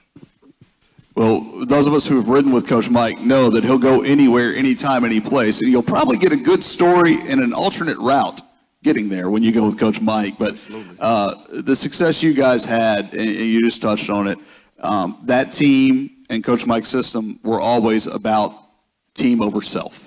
And as a point guard, that had to align with exactly what you wanted to do. So I'll be honest, I didn't play point guard here. I didn't play until I got overseas. They paid point guards more. So I was like, hey, I play point guard. But Coach Mike, you know, he told me, you come here, you shoot as many times as you want to. I was a scorer. Hey, no brainer. Yeah, you guys did score a lot. Yeah. And even more so as the years went on. But when you think back to that team, to that tournament MVP run you had there, you've got a chance that we just talked with Samantha Ford Hatton about her firsts. You guys were the first. You're the first Demons to go dancing. You're the first ones in March Madness from Natchitoches. Yeah. As the years go by, does it become more and more special? Yeah, it was definitely a special run. And to be honest, you know, I played at the University of Miami my freshman year and my sophomore year. We made it to the Big Dance. So when I got here, it was something that, you know, Coach was. It was our preseason goal to make it to the NCAA tournament. So we put in the extra work and we pushed hard to do it. So it was extremely special. And I'll never forget, you know, when we came back after we finished up in Dayton, the entire city of Natchitoches, man, they were here waiting on us. So that's a memory I'll keep with me forever. Antoine mentioned the documentary you did on your coach, Robert Hughes. You've got one being filmed on you now. Yeah. That may qualify you as the most interesting man in the world, at least in this class. I mean, when you've got a documentary being filmed about you, yeah. What is that like? Man, it's humbling, man. It's a culmination of, of a lot of achievements, a lot of hard work, and a tremendous family right there. All those people with those Mike Byers Hall of Fame shirts on. You know what I mean? So I just wanted to, continue to yeah. Well, we've seen Doug model, we've seen your family model now, so I think we've got our modeling quota out for this Hall of Fame. But it seemed like speaking when Antoine was speaking, and we'll touch and maybe try to tie this together. He talked a lot about your faith, and you talked about speaking, kind of speaking things into existence with a team that had never been to the NCAA tournament, and that's your preseason goal. Again, another shared trait with Coach Mike that I think kind of permeated his program and found that way into some of your lives. Yeah. Can you say that again? Yeah, a lot of words there. I tend to do that, but just the shared faith. You talked about faith, kind of speaking things into existence. Yeah. And again, that was a trademark of the program as well. Yeah, absolutely. So I am a man of faith, and I believe that, without God or, just faith, faith is about your acts and your, moving forward in what you do. So, I mean, like I said, Coach Mike laid it out for us, and every day, it's just brick by brick. Coach Mike said that quite a bit, brick by brick. So that's kind of what I live by today as well. Well, you didn't shoot too many bricks, so that's good. You put the ball in the basket where it belongs, and you spoke a lot of things into existence today. We get to speak you into the In-Club Hall of Fame, your newest In-Club Hall of Fame member, Michael Byers-Dawson. Hey, real quick. I want to dedicate this special honor to my father, who I lost in 2021. You know what I mean? He's the person that taught me how to play, that gave me the game. So he's not here with us today, but this is dedicated to you, Pop. And you made it through without crying.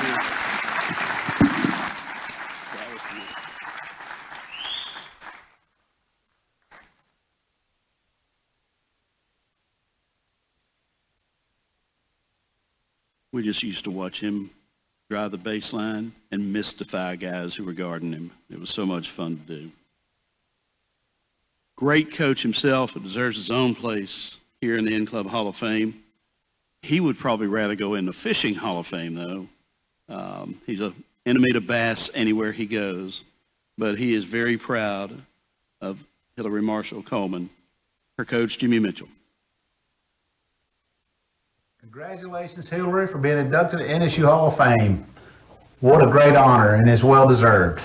Hillary, I'll be honest with you, I wrote a bunch of speeches here, and as you probably know, I'm not good at that. I'm not good at speaking. That's not my forte. But one thing I am is very appreciative. I'm very appreciative of everything that you've done for NSU, everything you've done for all of your teammates, you've done for me as a coach.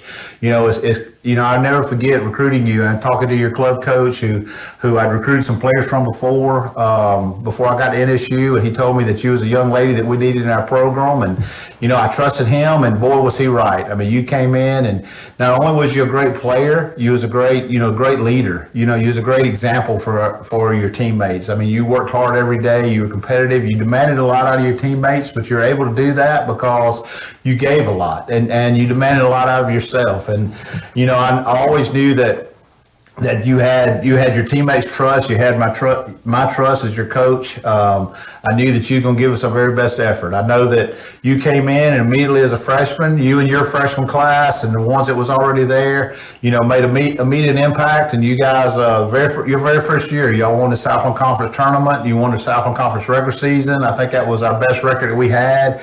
We were 15-8 that year. Went on to play University of Montana out west. What a trip that was. I know our result didn't end the way we wanted it to, but it was a great trip and great memories.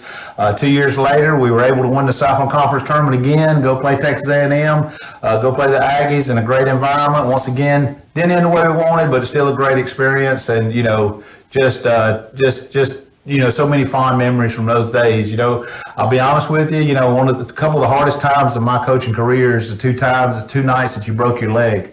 That was very difficult, and you did it the first time and didn't really know if you're going to make it back. And you came back better than ever. You worked so hard to do it, and then turn around and, a year later you did it again and had to have the pins put in. And once again, you question if you're going to be able to come back from that, and you came back quicker and better and stronger than ever again. Once again, just can't thank you enough for everything that you gave to our program and gave to all these individuals, and the dedication, the hard work, and the example that you gave. You're very well deserving of this honor. I'm very appreciative of Northwestern State for giving you this honor, and I just can't tell you how much I appreciate you and I love you. And Forkham Demons, congratulations, well deserved. Our soccer program took off as the millennium passed, and she was certainly one of the great players then, and now forevermore will be recognized as one of the great athletes and competitors in our school's history. Hillary Marshall Coleman. Congratulations.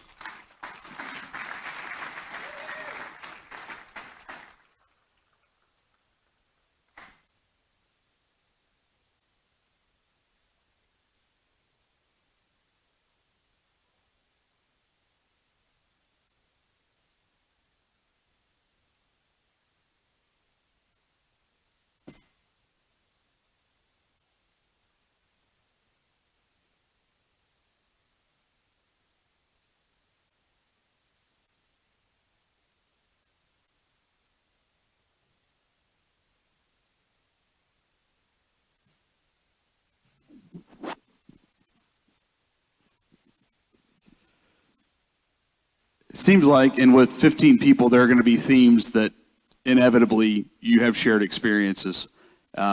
We spoke with Sam Hatton a little bit about her coming back from injury.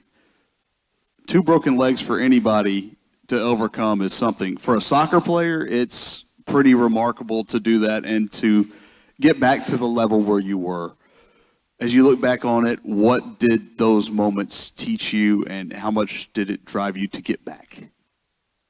Well, breaking your shin is never very fun, so doing it twice is definitely not fun. But just coming back from that, working hard, I wanted to play. I didn't want that to define my career, so I wanted to come back.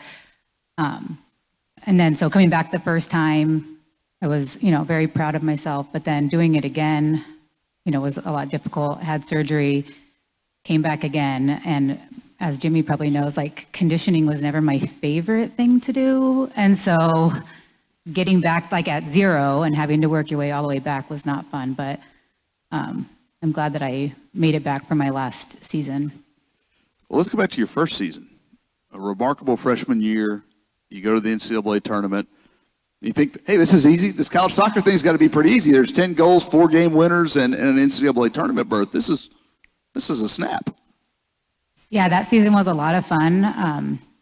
One thing I remember from that season, I came in as a forward. That was the position I grew up playing. And then about halfway through the season, coach was like, hey, can you play like center back? And I was like, I guess, probably. And so finished my freshman year playing a defending position I'd never played before. So that was a big learning experience. But it was a lot of fun. And then coming back and playing sophomore year, that's when I got hurt. So it wasn't quite the freshman year that was as memorable, but had its own memories itself. When you look back on it, you look at the championships, the accolades you have, which you can read about in the program, and you saw what the team did. But we know college and college athletics is about more than what happens on the field. And I know there's some great memories that probably coming back here. You were back last night for the soccer game, got to honor you at halftime as an in-club Hall of Famer. When you came back into town, I mean, did the memories hit? When did they hit? Have they hit? Yeah, driving back into town yesterday, it was crazy. It's changed quite a bit. I kind of felt like I was lost most of the time. Being back at the soccer field was a lot of fun. But one of the best things I probably take from you being here are the relationships that you build, and some of my best friends I met here, and they now live all over the country. So it's kind of what you take from here than what you bring, I guess. So what did you take from here besides the relationships? We kind of touched on it, but anything else that you took? I mean, memories that stand out? Besides a metal rod in my leg. The ones that you can share. Yeah, just the friendships, the work ethic, the overcoming adversity, being determined to bounce back and to always just put your best foot forward. Share another tie with an in-club inductee and Janice Miller-Moore. You have a son who's playing football now, is in high school age. Is it tougher being a athlete's mother or an athlete's parent, or was it tougher to be an actual player? I mean, they say it's harder to control what you can't control. Yeah, I definitely can't control what he does out there. So it is hard to be the parent, but it's, hoping we can instill in your kids like kind of a work ethic that's going to help them be successful. I have a 17-year-old daughter as well that couldn't come, but she's a cheerleader and had an event at school, so she's there. But just hoping that they take away some of that work ethic and determination as they go forward in life. Well, they can't take away what you did here. They can't take away the work ethic that brought you back from 2 injuries all the way to the In-Club Hall of Fame, your newest In-Club Hall of Fame member, Hillary Marshall Coleman.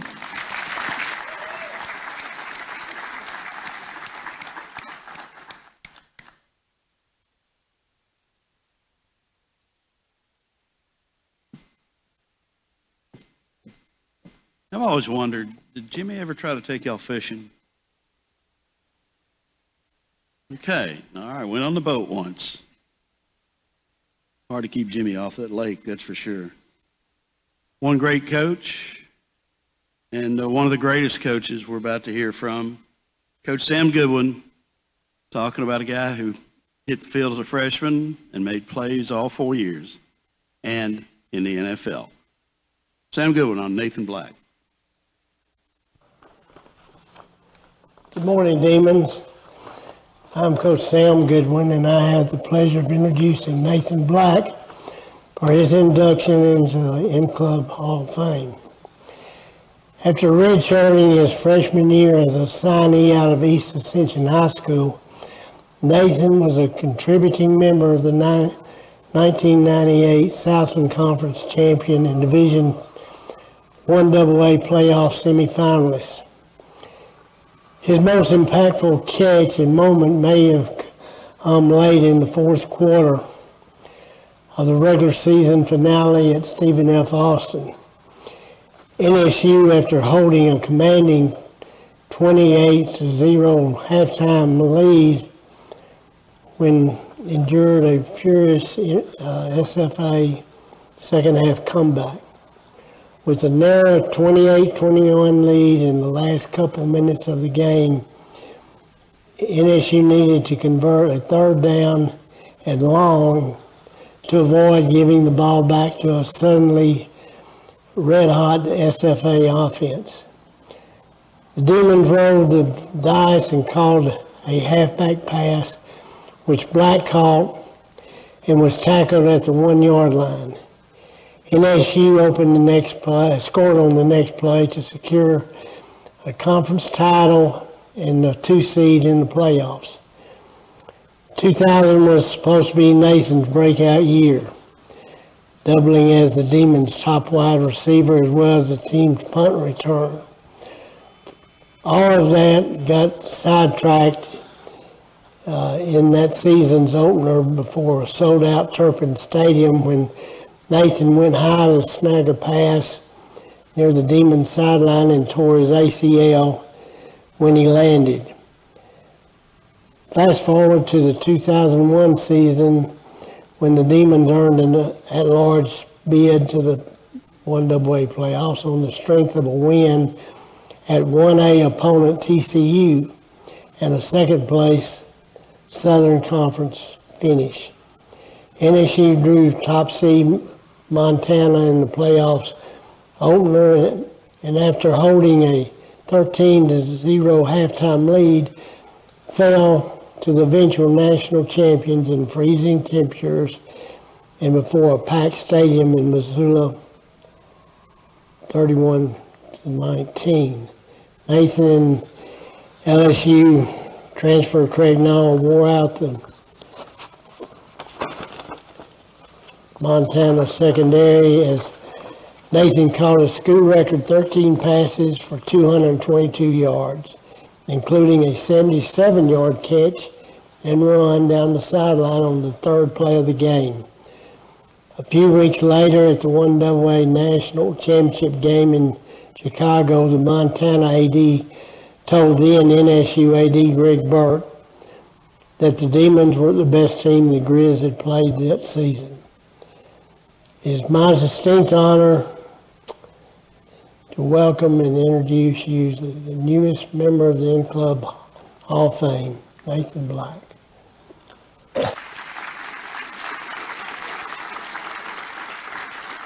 Got a question for you. How do you shut up 24,000 people at Grizzly Field in Missoula, Montana? You throw to Nate Black. I'm going to tell you, silence as he's running down the field. It was a beautiful thing.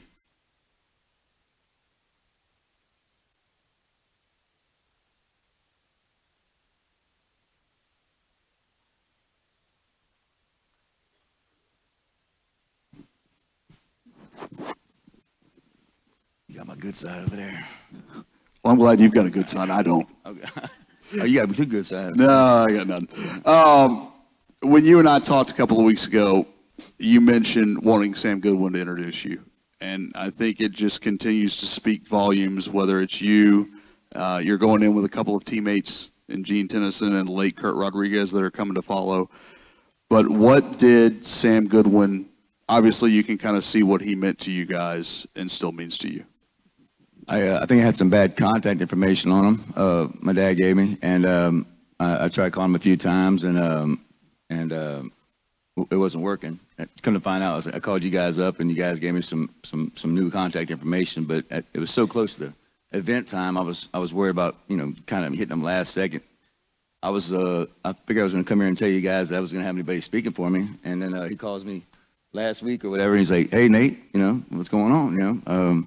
I got you. I got some good information, and I'm gonna see you Saturday." So there was nobody else I was going to have speak for me. It was going to be Sam, or it was going to be nobody. I chose Northwestern because of Sam. I mean, I think he forgot, but I actually walked on at Northwestern. So I walked on at Northwestern. I was here for 3 days. They had what was called a trident test. That's when you do the 40-yard dash, you do the bench press, you do the power cleans, and they add up all your points. And on the team, as an incoming freshman, I think I was like 5th on the team or something like that. And I was there for 3 days, and coach gave me a scholarship. So it's pretty good story. But the impact that he's had on.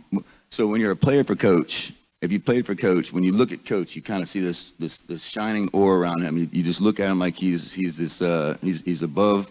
He's above anything that you can imagine, from a coach or a person. And I'm grateful to be a part of, the team that he's coached for, and he's meant a lot to me in my life. So I think he's meant a lot to a lot of people. Yeah. But your career as a whole, we've talked again. Bouncing back from that injury, you and I were talking 3 catches on the first drive of the season. I mean, when you start to figure out if that was going to be, you got 11 games, you got 7 drives. Right. The numbers people like us, we're like, oh, you would put that for sure, yeah. Yeah, you would have put numbers up that no one's going to touch. You still did when you came back that day, and Doug referenced it, the 2001 game in Montana.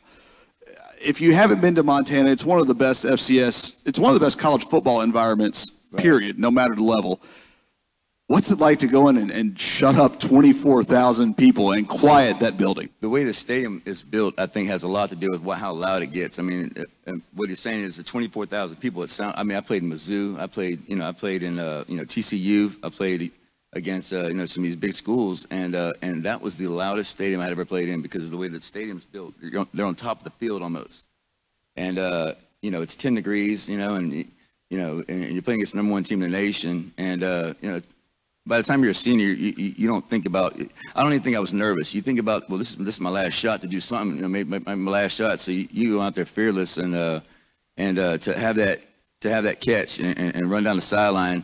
And the hardest thing for me was to stay calm and not start, before I reach the goal line, start, whatever you got to do to silence the crowd. And as soon as I hit that goal line, all I could hear was Northwestern bench just going crazy. So it was a good feeling, and I couldn't wait to get back there and kind of celebrate with those guys. It was a surreal feeling at the time, It wasn't cold anymore. I wasn't cold anymore, 10 degrees is cold no matter what. It was 10 degrees. And especially for a bunch of guys from Louisiana and Texas. Right. It was the first time I'd ever wore receiver gloves. I wanted to make it a point that I don't need gloves, you know what I mean? And it was 10 degrees, and I was the guy who had my face. I had the ski mask. I had everything because I don't like cold weather, not at all. But it wasn't cold after that. I was taking clothes off after that, yeah. Well, you fired up the Demons, 13 catches, 222 yards, amazing stuff. But you'll get to share this day with a couple of teammates. Absolutely. And what you guys did that year, what you guys did in '98, that run of Demon football remains among the best, if not unmatched, in school history. Right. How special is it to go in with guys from that team? Our team then was such a balanced offense. We didn't have a spread offense like that. So, we had a receiving core that was just amazing. So, I mean, to separate me from those guys, when you're playing, you're not expecting to get that kind of recognition because you got Eric Granger, you got Chris Pritchett, you got Pat Palmer, you got Bernard Green, who has a single season record for receptions. I mean, you got some of the best receivers that's ever played in Northwestern history. So later on, when you get recognized for something like this, it's kind of like, wow. I mean, I was really, I guess these other guys would be there too, right? So just getting a catch in a balanced offense like that's a big deal. We weren't getting 10 catches per game very often. It was one of those things where when that ball goes in the air and you're a receiver at Northwestern at that time, that's your ball. You got to make the best out of that throw, that ball, which wasn't too hard with the quarterbacks we had. You know, we had Craig Nolan and Brad Spangler, and heck, we had Warren Patterson. I mean, he was fantastic too. And Ben Beach, we had Ben Beach. I mean, even Kevin McGee, the backup at the time, was throwing dots. So it was it made the job a lot easier, you know. So. All right, let's go back to the play that Coach referenced, the third down play against Stephen F. It wasn't one of those guys who threw it. Do you remember who threw it? Brian Jaquette, fullback / running back / just huge monster, who he had the shoulder pads that made you look like you were bulky, and so for him to throw a football was actually kind of funny looking. But it was a key moment, and we've been working on that play all week, and he did a great job selling the handoff and came up and threw it. I don't think anybody was expecting somebody who looked like that to throw the football. It's like when you have a defensive tackle kicking off, you know, it's like, what's this guy doing, you know? So anyway, threw a dot, and ran down the sideline. I did get caught. I got caught at the 1 yard line. That was, I had to hear a lot about that. But the guy had the angle, you know, he had a good angle on me. So that's what happened anyway. But yeah, it was a pretty awesome play at that moment. Yeah. I think it put us number 2 in the nation after that game. So, no. It put us. We won the championship, or the Southern Conference. Still, that I think the next week is when we got the number 2 seed in the nation. So, yeah. And to have that as part of that year, that magical year where you go as far as you did to the national semifinals, doing something no team has done before, and at least in this era of Northwestern football, again, as the years go by, it's got to get sweeter and sweeter. It does. I mean, at the time, you're disappointed about a loss, but later on you realize, this was the best team in school history, and I mean, that's something to be proud of. I mean, it really is. I mean, I brag about it all the time, and I'm a Northwestern Demon. I mean, I live in Baton Rouge, and I got all these LSU fans, but people are wondering why I'm not pulling for LSU. I'm a Demon. Why would I pull? Why? That's another college team. I mean, you wouldn't. I mean, I'm a Demon. You know. He gave me the opportunity to play here, so my loyalty is here. You know, this is the team that gave me my shot, and I'm forever grateful. Yeah. Well, like a lot of us here, a lot of you guys in the audience, this man bleeds the correct shade of purple, and he is now the newest member of the In-Club Hall of Fame, Nathan Black.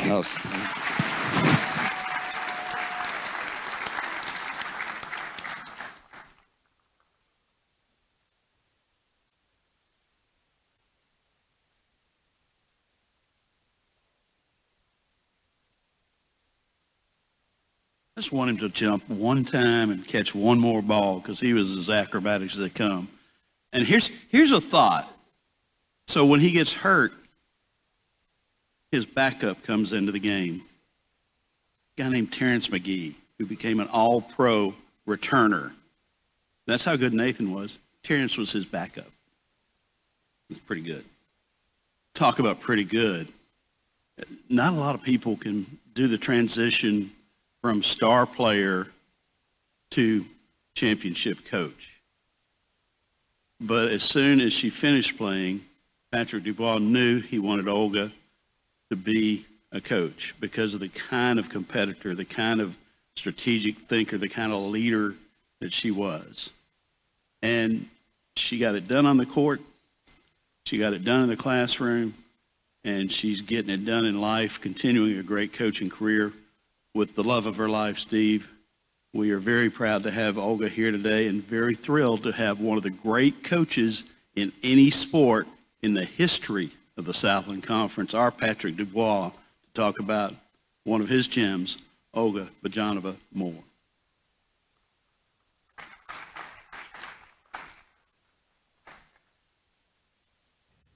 Congratulations, Olga Bajanova, on being inducted into the 2024 N-Club Hall of Fame.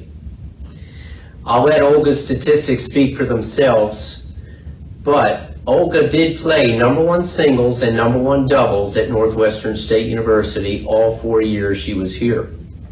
This is a rarity as most players come in and work their way up the lineup. This meant that Olga had to play the toughest opponent on every single team, every single match throughout her 4-year career. With this schedule, Olga still managed to be 17th all-time in singles victories and 6th all-time in doubles victories at Northwestern State. Olga was an outstanding doubles player. As all the coaches would always discuss teams and players and how good they were, we always talked about who was the best doubles team in the league.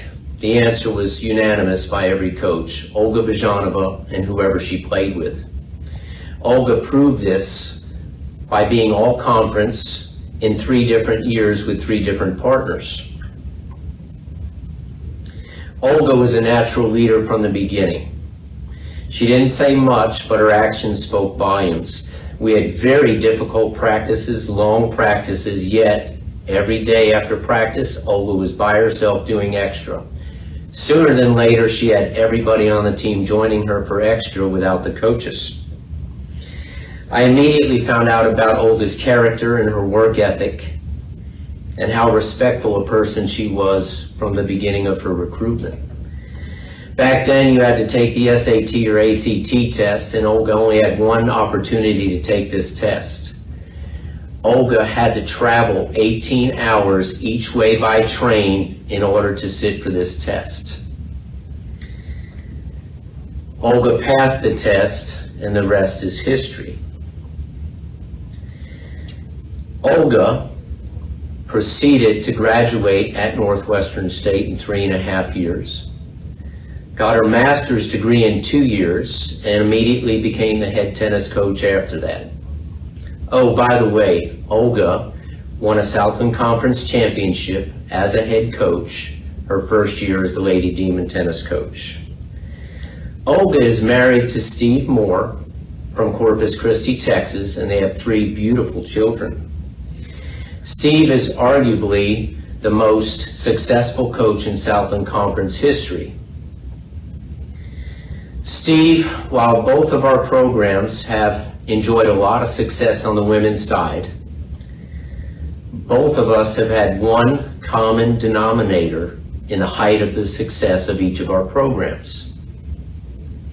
So at this time, please let me introduce to you that common denominator, your 2024 Hall of Fame inductee, Olga Bajanova Moore.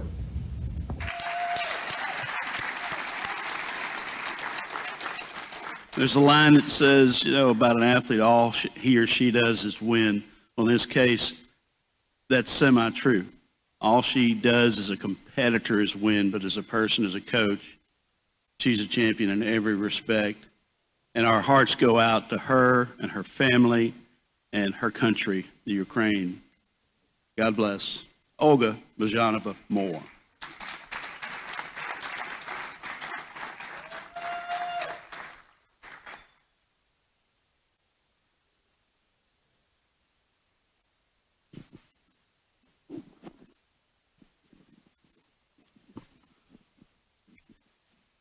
"18 hours in a train to take a test." I guess it was pretty clear how much you wanted to come play tennis at Northwestern State when you look back at that trip. It was really challenging to come here, especially at that time. And I'm very grateful to Coach Patrick who recruited me here. And it was one of the most important decisions that I made, and my father, who believed in me that this would happen. I hope he's watching now back home. And just want to say how grateful I am and honored I am to be here, to be back, and all the people who helped me here while I was here, a part of the tennis team, and as a coach as well. Greg Burke, Patrick, but also 2 very important people who made huge impact on Demons Athletics and the tennis team. It's Jack Britton and Mr. Jerry Pierce, God rest their souls.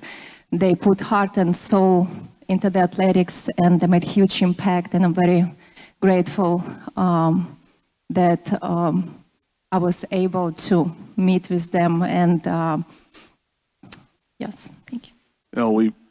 Perfect. You mentioned Jack Britton. He went in the long purple line alongside Doug and 4 others yesterday. And you're right. Nobody probably made a bigger impact across team and athletics than those two men you mentioned.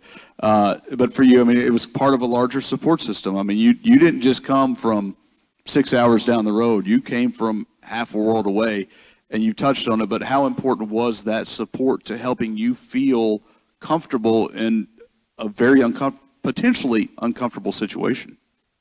The support system and the donors here and who come and support the tennis team in particular, Regina Pierce, Miss Linda Ledet, they're here.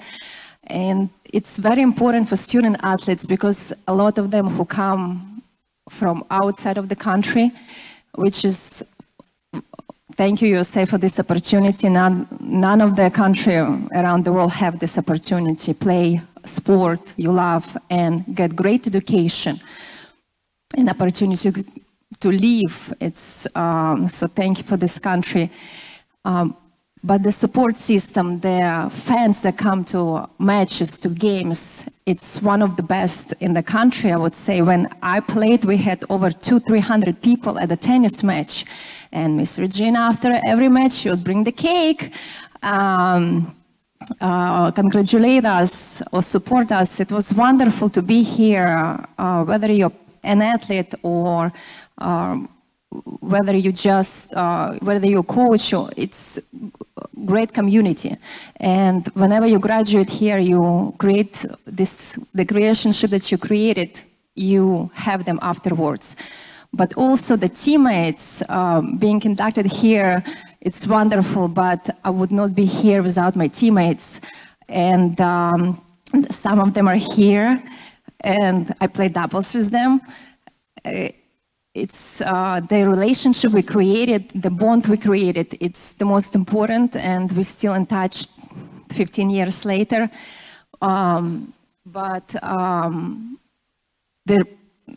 The people that connect you here, that's what important. That's what stays with you. You touched on the coaches and your players, and obviously Patrick Dubois and what he did. When you got done playing, was there a thought that you were going to be a coach, or was that something that you just kind of picked up through your career here? I always wanted to be a coach. It's just an amazing opportunity with the system here. You can be a coach at college level, and this is the most fun because you travel, you compete, you recruit players, but you only have them for max 4 years. Which is not enough, especially when you have great group. You coach them, you build in them, you build their characters, and then they have to graduate. And one of my players also here, two of my players actually are here, former players. But it's amazing what relationship we created here and built here. But it comes with the same mindset. So players you recruit, and it's important that they have the same mindset to accomplish great things. And if you have this mindset, even though they come from different cultures, different countries, different places, but if you have the same mindset and great character, you can accomplish a lot of great things. Well, you had great character, great mindset, great skill on the court, and were part of a great tradition here that you carried on as a head coach. And regardless of where we are in the world, our mindset stays the same as we welcome you. Olga Bajanova-Moore, the newest member of the In-Club Hall of Fame. Thank you.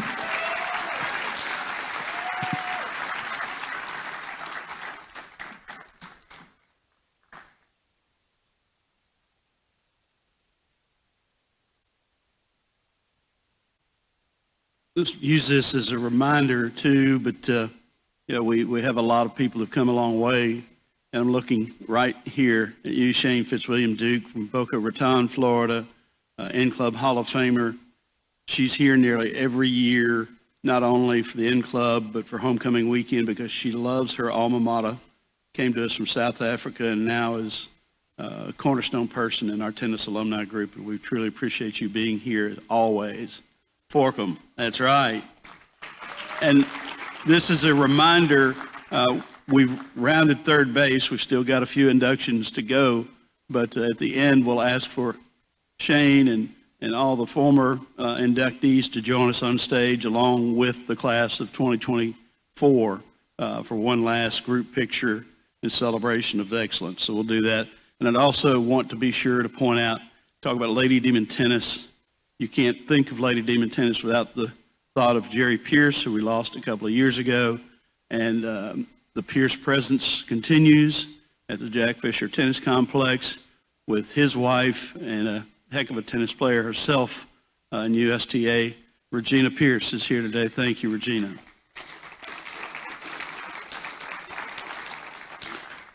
You could see them in the stands every Demon game. They were the group of roughly 20, 25, maybe 30 people wearing the jersey 58. And many of them are here this morning. And the guy who wore jersey and lined up alongside Kurt Rodriguez is here to talk about an incomparable competitor, Kurt Rodriguez, Nick Fiorito. Nick?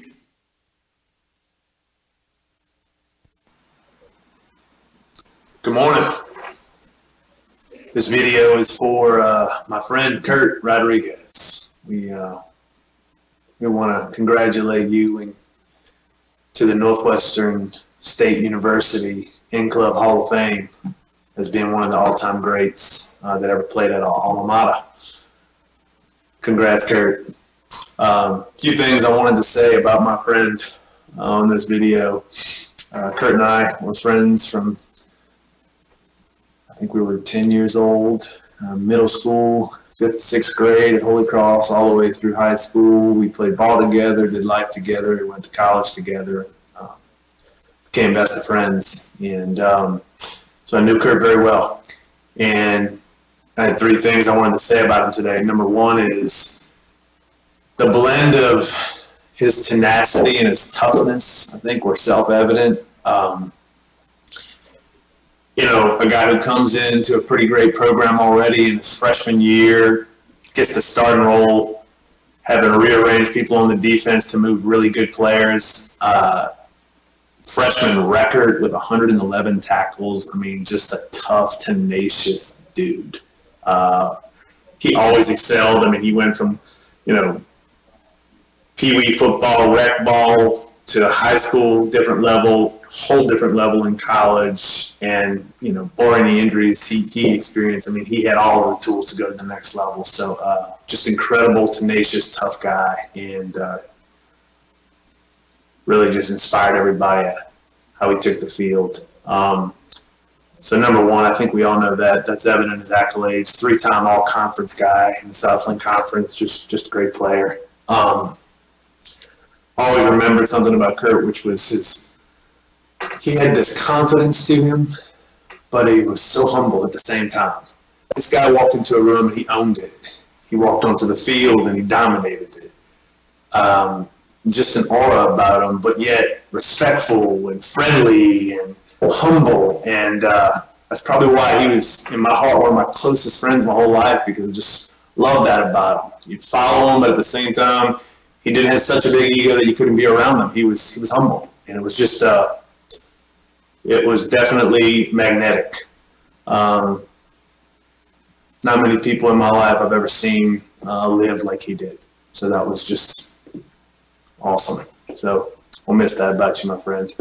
Last thing I will say about Kurt is I learned a lot about friendship through sadness.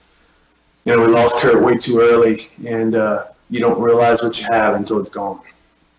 And so through the sadness and the pain, you know, God shows us things, and what he showed me was to appreciate and covet those great relationships. Friendships are so special, and that's all we have when we're gone, is the memories of those friendships and the relationships we built. So just want to honor him one more time and just say congrats, Kurt, and I want to honor his family, Miss Ashley, Mr. Roddy, Dane, Ross. What a guy. I know y'all know, but you raised a great son, a great man. Y'all great brothers to him, Dane and Ross. His whole family was just incredible. But it's been a blessing to be part of you all's life and for him to be part of my life. Love you, Kurt.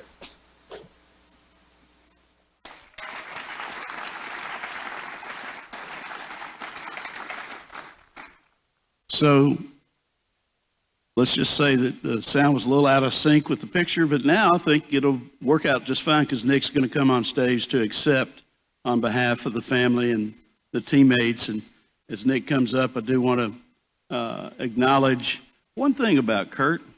Nobody ever parked more freely on campus than Kurt Rodriguez. Yeah, most everybody knows where the student union is, and there's the big air conditioning handler right behind the student union. That is not a parking area. Except for one person in the institution's history, Kurt Rodriguez parked there and never got a doggone ticket. Unbelievable. That he paid anyway. All right. Nick Fiorito on behalf of the Rodriguez family.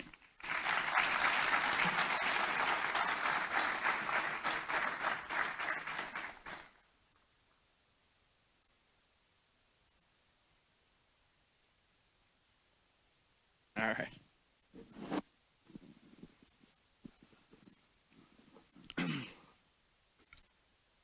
You touched on it before, and I mean, this if this gets tough, it may get tough to talk about. I got to talk to Kurt's father before you got here, and he mentioned how close you guys were, and you went up against him a lot, playing against him, and part of that reason was the reason part of that led to the reason you were here as a Demon football player. Do you want to share that story, or do I need to tell it? I don't mind. Yeah, I mean, I guess Kurt came up here on scholarship, and Coach Bitson, who recruited him, Dan Bitson, had asked him something like, hey, where Nick Fiorito's playing now? And he said, he's not. And he said, he's not. I said, why not? Kurt said something to the effect like, he didn't get an offer anywhere. And he said, well, what do you think about him? He said, he's the only guy who could ever block me. And then Dan Bitson called me up and said, hey, man, we wanted to have you up here. We want to give you an opportunity. And so that led to me coming up here and having this great experience.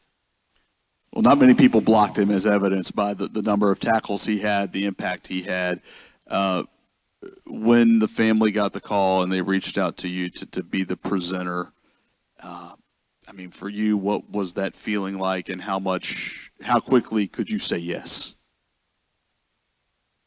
Well, immediately, I said, this has to come before anything, because he meant so much to me. His family meant, and still does, mean so much to me. It was an honor. Like I said in that video, man, not many people lived like him. So he just inspired me. He just confident and humble, just a rare quality. People loved him, and he was magnetic, and I wanted to share just the legacy he left and all of his friends and the experience that we have up here. I remember my father telling me, thank you, after it was all over. We hung up the cleats because we got to come up here and experience this family atmosphere and play ball up here together with Kurt, I, and several other our friends here in the audience. So it was just amazing. He's going in with a couple of guys he played with in Nathan Black and Gene Tennyson, and we kind of talked a little bit about it with Nathan, but how special to be a part of it, and for you to come back and through Kurt Rodriguez gets to live his induction through you today, but to do it alongside some of the guys you guys went to battle with. Yeah, it's just a special thing. We were at Papa's last night, or sitting there at Mama's, not Papa's, and just it was like old times. Here comes one person walking in the door, and then the next, and here comes just all your old friends coming back together, and the specialness of walking in this morning and seeing Gene and Nate, and I wanted to share a story about Nate and Kurt in the video that I didn't, but we got to get a good laugh about a fight they got into out there, and so that was fun. So, ended up becoming great friends. So. Typically how it works with guys. Guys get in a fight, next thing you know, they're best friends. Yeah. For you, again, to accept this and to speak on behalf of the family, I know they probably got some wishes and thank yous they want to send to. Just in terms of, whether teammates, and you mentioned, and maybe you can expound on this a little bit, something that, you learned about through friendship, through sadness. Can you just expound on that a little bit? Yeah, I mean, Kurt was my first friend that I lost, and it hit us hard, all of us. And when he's gone now, and especially right after, you realize how special that type of friendship is, and how much you should savor that and be intentional about, the people in your life and the time you spend with them. And it just helped me, I think, be a better friend after that, because I realized how short life was. We don't all, pass at 90 laying in our bed and with our family around us. So, take advantage of the moments. And when stuff like this pops up, and, yesterday my buddy Kurt calls me on the way up here, and his plans got changed. And I said, you need to get up here. And he's right there. And he came. So, friendship, he knows what it's about.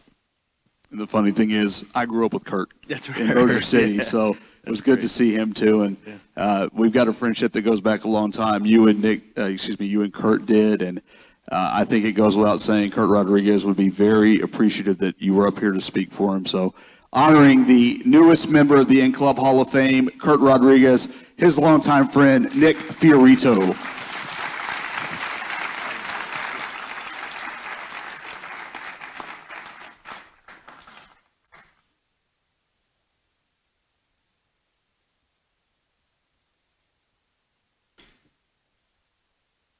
You just love this name, Diamond. Just kind of speaks to who she is. There's a lot of players who, when they play, and particularly in basketball, where you're so close to the action as a fan, or anybody working the game, you see expressions, you hear things. Diamond Cosby played with a smile, and she played with a sparkle. And to talk about her teammate, who had no small role in making Kuda Dobbin not only Northwestern's career assist leader, but the 3-time NCAA assist leader, one of our greatest basketball players, Laterica Kuda Dobbin. Hey, I'm excited about this one. Man, I'm so proud. I'm excited. I'm happy. I'm elated. I'm all those adjectives because I'm going to introduce you all to someone, man, that can stroke that three, man. Yeah. Hey, who would ever thought when we was 11 and 12 years old playing AAU basketball, a country girl from Dorleen can come up and achieve this big feat right here? Hey, who would have knew?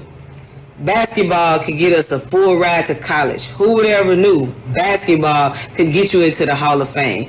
I'm so excited for you. I'm so proud of you. Over 33 years of friendship, you have remained the same person. You did your big one, guys. You did your big one. So I just want to introduce to some, present to others, Hall of Fame, Dominic Cosby. Let's go! Work them demons, baby. No more needs to be said. Diamond Cosby Frierson. The automatic 3 from Dorleen. Those shots floated up. I don't think one ever hit the rim. It was just all net.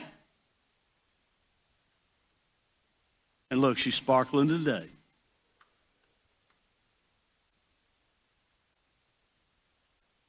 There's that smile.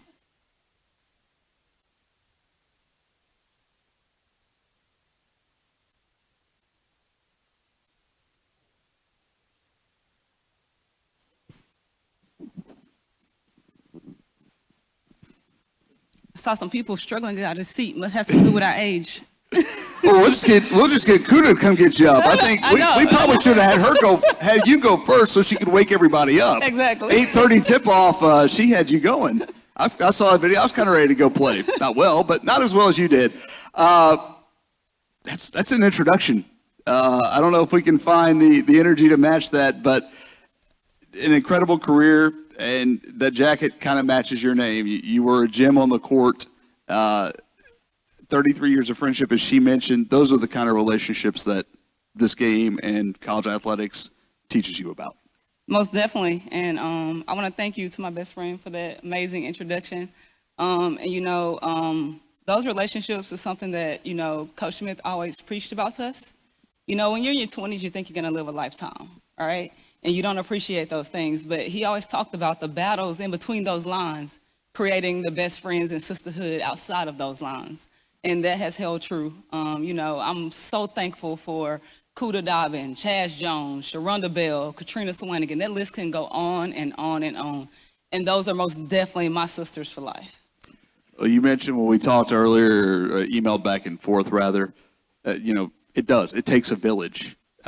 You're from a small town in Doyline where if you've been through Doyline, I think everyone knows everyone in Doyline. So it really does. And in those small towns, you find a lot of support. Most definitely, you know, so actually, Edgar beat me. I thought I had the smallest graduating class. I graduated with 42 people. But I'm actually from Minden, Louisiana, and I went to Doyline High School, and, you know, it takes a village. You know, I was lucky enough to have my mother's work ethic and my father's shrewdness, right? And, you know, great family members around me to put it all together, right? You know, I have my grandmother instilled great morals in me, you know, and a toughness that I most definitely brought here to NSU. You know, my cousin Chris, he always called me out on my weaknesses, made sure that, you know, he was always kept it real with me, made sure I was able to play with the guys at the neighborhood park, you know, all those different things. And my poor sister, Keisha, you know, she was trying to make me as girly as possible along the way, you know, paint my nails and comb my hair. And, you know, I most definitely was complaining the whole way. So, you know, all those things, you know, you don't really recognize those things until you get here at NSU, and I play for Coach Smith, right? He pulls all those things together for me. And, you know, if you know Coach Smith, he has a way of pushing buttons you had no idea you ever had, right? So he was able to pull all those things out of me and, you know, make an amazing impact on my life. You know, he most definitely is a part of the reason I am who I am today. You know, I carry a lot of things I learned from him into my life and every day in my career. The quotable James Smith. I think you mentioned that. A couple of quotes you wanted to share? Or if you can share them? I'm going to share one that I can share on stage, but when I was a freshman, I was recovering from ACL injury, and someone had made a mistake on the court, and of course he corrected them and looked over at me in frustration as I was rehabbing on the sideline and said, "Diamond, when are you going to come to practice? Every time I look over there, you standing over there like a one-legged crane that's over there on the Cane River."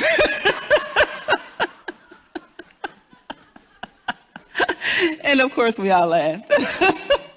That man had a way with words. He had a way with words. And if you know him, you know some of his sayings. I'd rather be picking peas in Pennsylvania. You can't hit a bull's butt with a handful of mustard seeds. If I tell you a train can pull a if I tell you a chicken can pull a train, you better go get your ticket. Well, we had Edgar. You talked about being from small towns. Comedic things seem to run there. I mean, you had Edgar came up and gave his speech about, you know, transitioning into acting.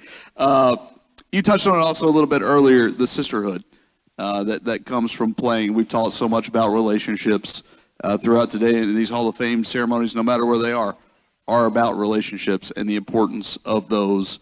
And you specifically mentioned the sisterhood, which I know goes beyond the 4 or 5 years you played here. Oh, most definitely. You know, it's a group of myself and my friends, you know, that we all play together, and we go on a trip once a year, you know, to make sure and you have a great time. And, you know, a lot of those young ladies, I don't talk to every day, but, you know, when we talk, it's like we've been talking the entire time, you know, so, and I keep up with a lot of them on Facebook, through Facebook Messenger and things of that sort, but it is very important. Those relationships, they're most definitely my sisters for life, and I can reach out to them for anything, anytime I ever need it. So it feels like you didn't miss a beat. Didn't miss a beat.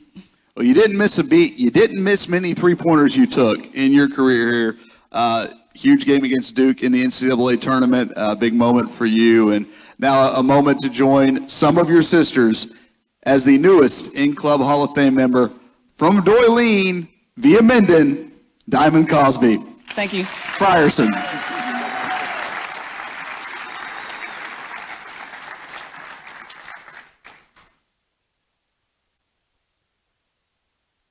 It's not a casual drive that you make from Spearsville, Louisiana, which is really almost Spearsville, Arkansas, which is up in the hills of Northeast Louisiana. But Coach James Smith and Susan Smith made it this morning to be here for Diamond Cosby and the other inductees. Glad to have you, James, Frank, Smith, and Susan.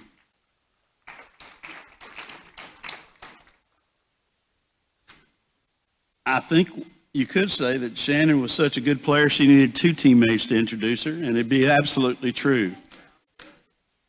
Talking about Shannon Stratty-Hyde, a Hall of Famer in her own right, Amber Welker-Fairless, and Kelly Burke-Kabuki, who had more than a little fun at Lane Miller's house last night.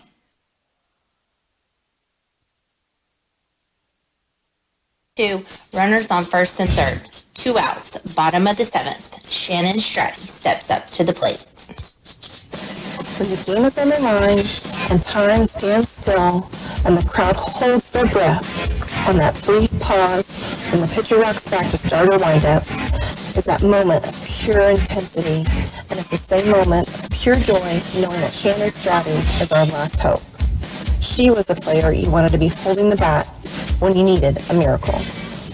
Many times, stepping onto the field as college athletes, we all can't help but remember the extreme sense of pride and admiration for the incredible journey we took to reach those moments. Watching Shannon dedicate herself as being a catcher with such passion and determination has always been inspiring to us all, and now to see her get inducted to the Hall of Fame is truly remarkable. Proud is an understatement that we all feel. She won't brag about herself to too many people, so I am truly honored to have this incredible opportunity to brag on her now. She is the strongest person I have ever known, and just like all of us, her life has thrown her curveball after curveball, and she just digs it out of the dirt, making it look easy and never quitting, and always coming out ahead stronger than before. She knows how to win, and she does it quietly without boasting. Her unwavering, quiet confidence, her strength, her poise under pressure are just a few of the reasons why so many of us have followed her on and off the field. Beyond Shannon's athletic abilities and her impressive stats, what truly sets her apart is her commitment to guiding those around her. With her guidance, her friends, families, and teammates win through life, win or lose. Shannon has always been a mother bird to us all, offering advice and support whenever we need it most. She has this incredible ability to see the best in everyone, even when they struggle to see it in themselves, and that's a quality we all deeply cherish. The demands of being a college athlete was intense, but Shannon navigated it with grace and resilience, just like she continues to do. She can tell a CEO what to do and let an entry-level employee teach her something new. Her decisions on and off the field are quick, are fair, and 99% of the time are right. She can bring friends together with one text, and she can teach you how to be a friend just by example. She earned a starting catcher's position as a freshman because she proved to her coaches and to her team that she's the one that we needed to lead our team from last place in our conference to third place our freshman year, and then on to win 3 consecutive conference championship rings. She led us like a true catcher, like the boss that she is, and part of my French, like the badass we needed when we needed that miracle.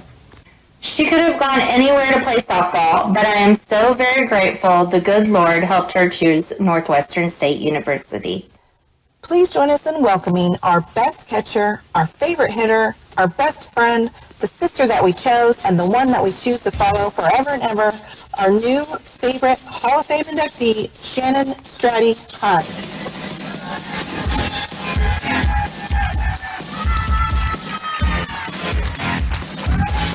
Appointed as permanent creative consultants for introductions are Kelly and Amber.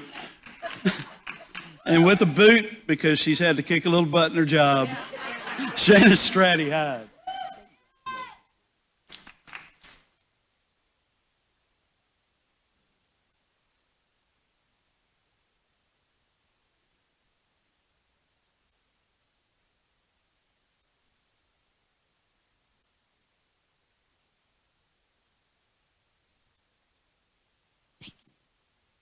I'm a little scared of this chair too.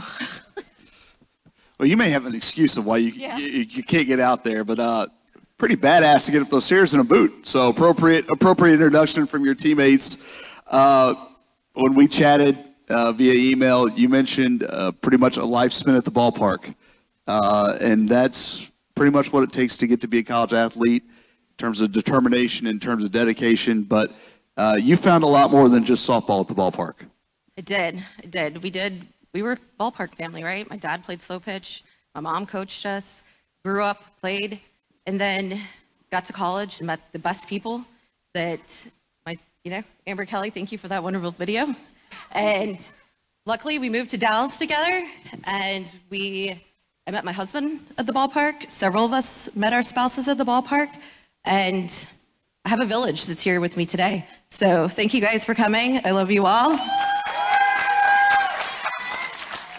When Doug puts the in-club Hall of Fame ballot bios together, and you start looking through there, and it's amazing. Clutch factor in terms of game-winning RBIs, big hits.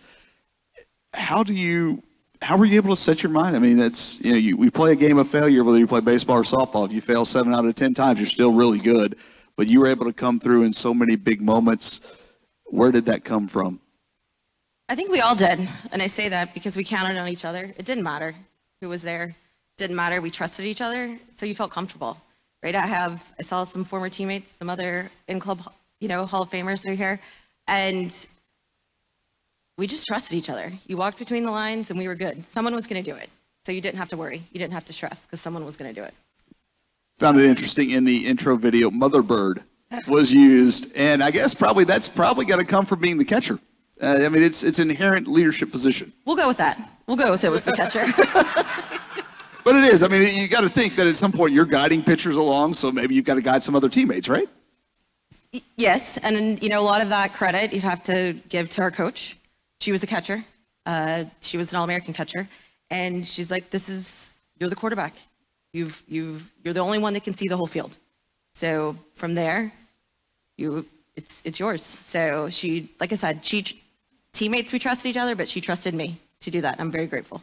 And you could see through 3.5 minutes of photos just how close that bond was. You talked about whether you met your spouses, you went to Dallas together.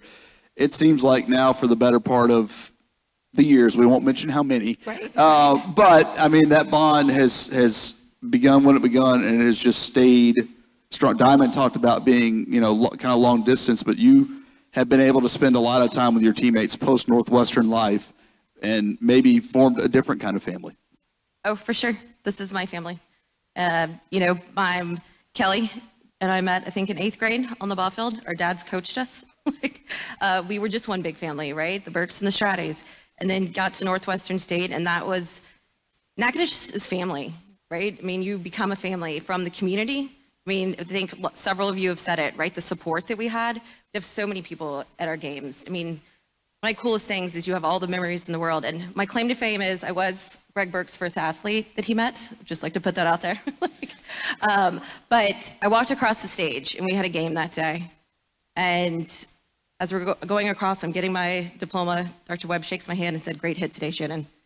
And it didn't really hit me till later. I was like, wow, the president of the university knew my name. And that was pretty cool. Well, you spent so much time at the ballpark. Another thing you mentioned was a job interview. Oh, yeah. And kind of, we laugh about this day. You hear a lot of people complain, well, they need 2 to 3 years experience. Well, how are you supposed to get that? Well, it sounded like you had something that was taking up some time from getting that experience. So, little great behavioral-based questions they ask you in interviews. So tell me a time that you dealt with a tough client. Tell me a time that you pleased a client. That was my coach. My coach was my client. So every answer was related back. And I guess it worked because Amber and I got the job, and the rest is history.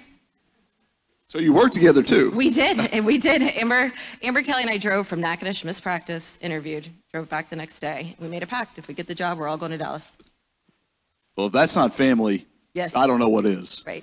Yep. Well, your family was kind enough to do your intro video. Your family's here supporting you today, along with the rest of the class. Your newest in-club Hall of Fame member, Shannon Stratty Hyde.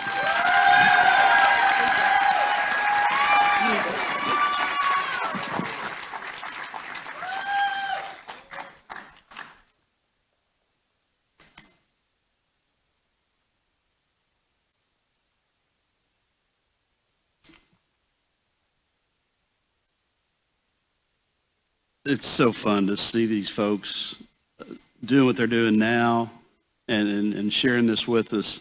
So much enjoyed watching these folks play, and I loved watching this guy coach, both as an assistant coach under Jim Wells and then later as our head coach, and just retired from coaching but has not retired from baseball and will never retire from his love for his guys at Northwestern. Mitch Gaspard talking about Brad Hansen.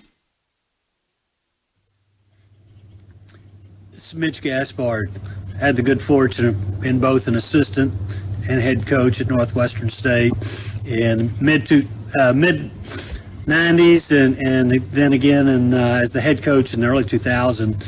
And had the good fortune of having three of the members that are going into the N Club today, Matt Donner, Troy Conkle, and Brad Hansen. Had the ability to coach all three of those guys, and boy, were they terrific players and just good people, and made just such a positive impact both on me as a coach and also just our baseball program during that time, and was just really helped build something special there at Northwestern State. But I want to introduce Brad Hansen, who Brad was really special to me. In 2002 was my first year as being a head coach, and Brad was a senior member, and he was coming off being a first team all conference player, and same also had won a conference championship in 2001 with John Cohen, and that was such a special team that Brad was on. That was one of the closest team I've ever been a part of as a coach. And Brad, one as a baseball player, was two-time first team all conference, 2 conference championships, but with that, he was a tough, hard-nosed player that really set the edge for our team, and he was a football player playing baseball. I mean, middle linebacker, and really everything you want as a coach. And boy, just can't thank him enough for the impact that he made on our baseball team, but also me and just our team in general.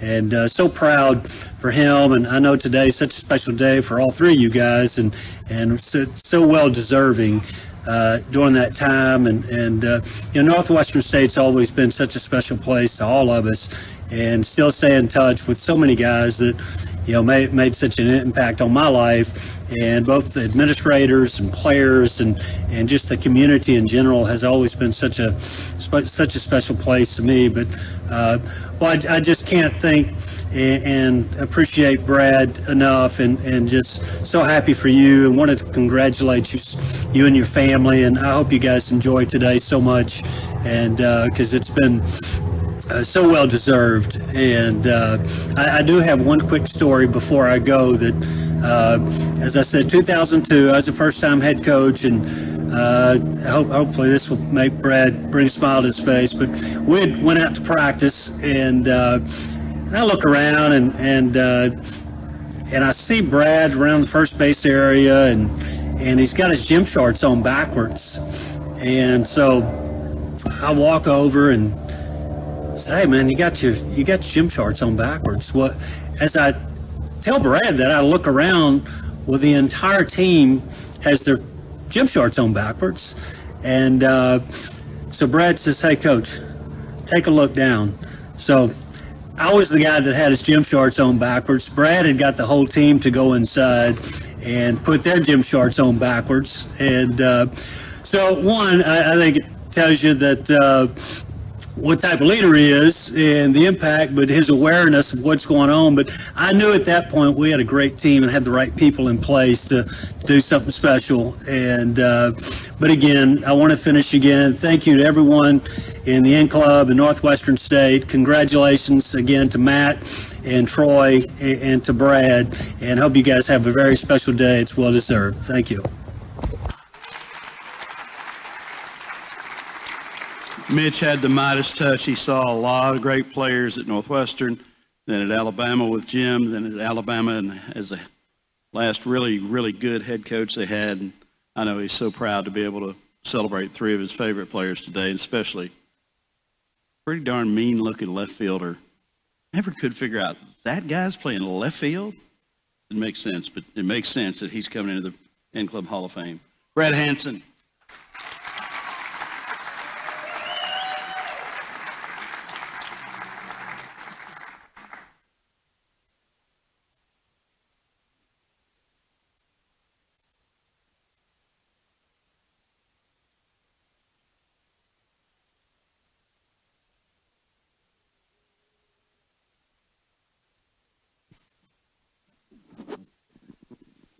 All right, my pants are on right. Yeah, there you go. That's a good start. Kevin and I were on the road for a football game when Mitch sent that in, and I had to play it for him. So he got to hear that again, but we got a good laugh out of that. And I know you said you barely remember it, but I think if anything, that maybe evidenced just how close you were with that coaching staff and the team as a whole. When you can do that to your head coach and get him to laugh and get him to realize he'd made a mistake without fear of reprisal, pretty good feeling.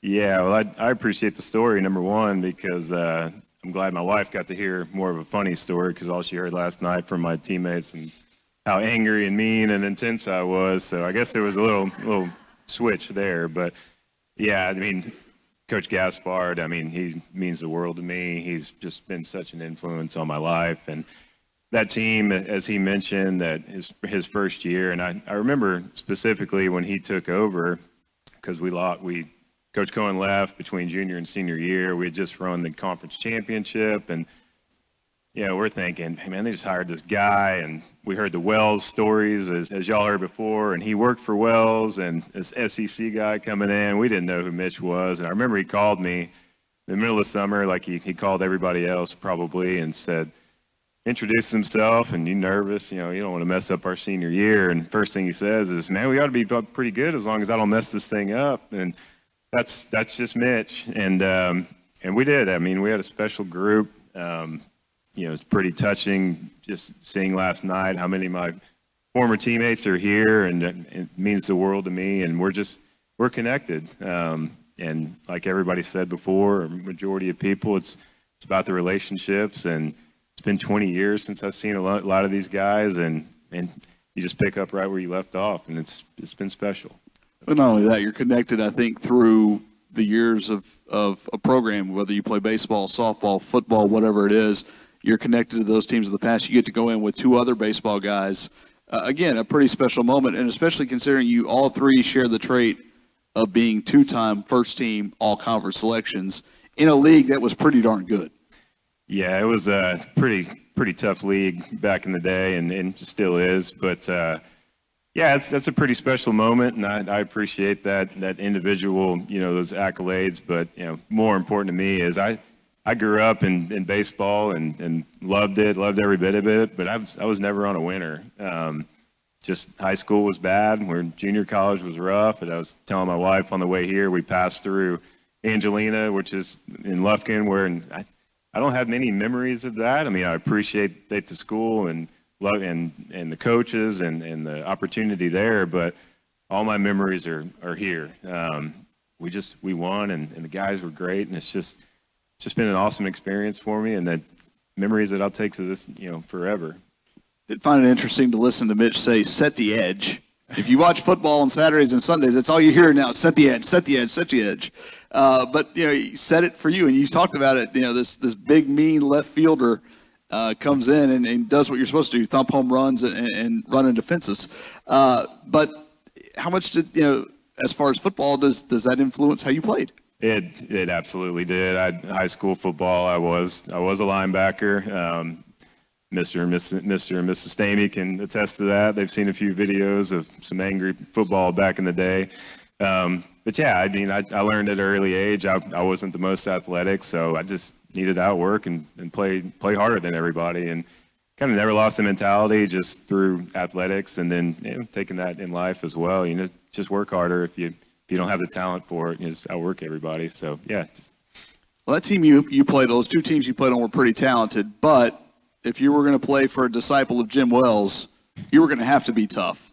And I think it's probably fitting that you finished your career playing for Mitch Gaspard. Yeah, absolutely. Like I said, couldn't ask for anything better for our senior year. We just did so many great things. I mean, I think at that time we had a 16-game winning streak. It was a school record at the time, maybe still is to this day.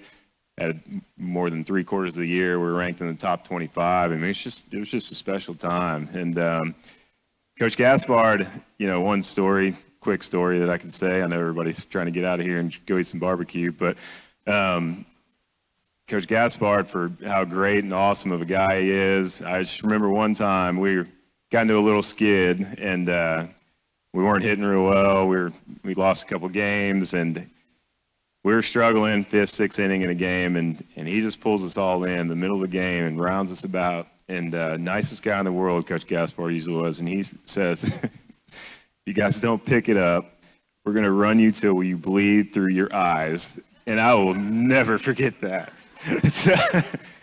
Hopefully those guys remember it too, because that was, I remember that's the scariest thing I've ever heard in my life from the nicest guy I've ever seen. So, so yeah, he probably got that from Wells, but he took it and it worked for him. So. I don't think Wells would have been nearly as eloquent in that, but he'd have gotten to the point. And the point for Brad Hanson is you are now the newest member of the In-Club Hall of Fame. So one more time, left fielder / middle linebacker, Brad Hanson.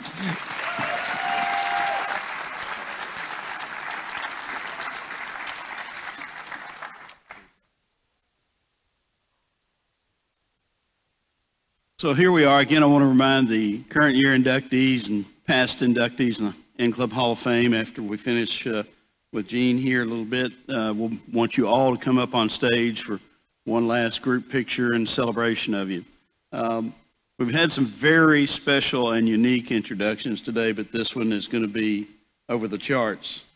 It's live and in person, and it's the daughters of Gene Tennyson, Arden and Aniston. Arden is 8, Aniston is 11, and this is going to be fun.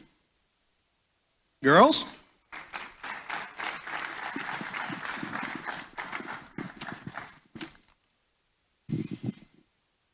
Good afternoon, everyone. My name is Aniston Tennyson. And my name is Arden Tisson. And we are excited to be here today celebrating our dad's introduction to Northwestern State University Sports Hall of Fame. In honor of him to be part of such a special class of former Demons athletes.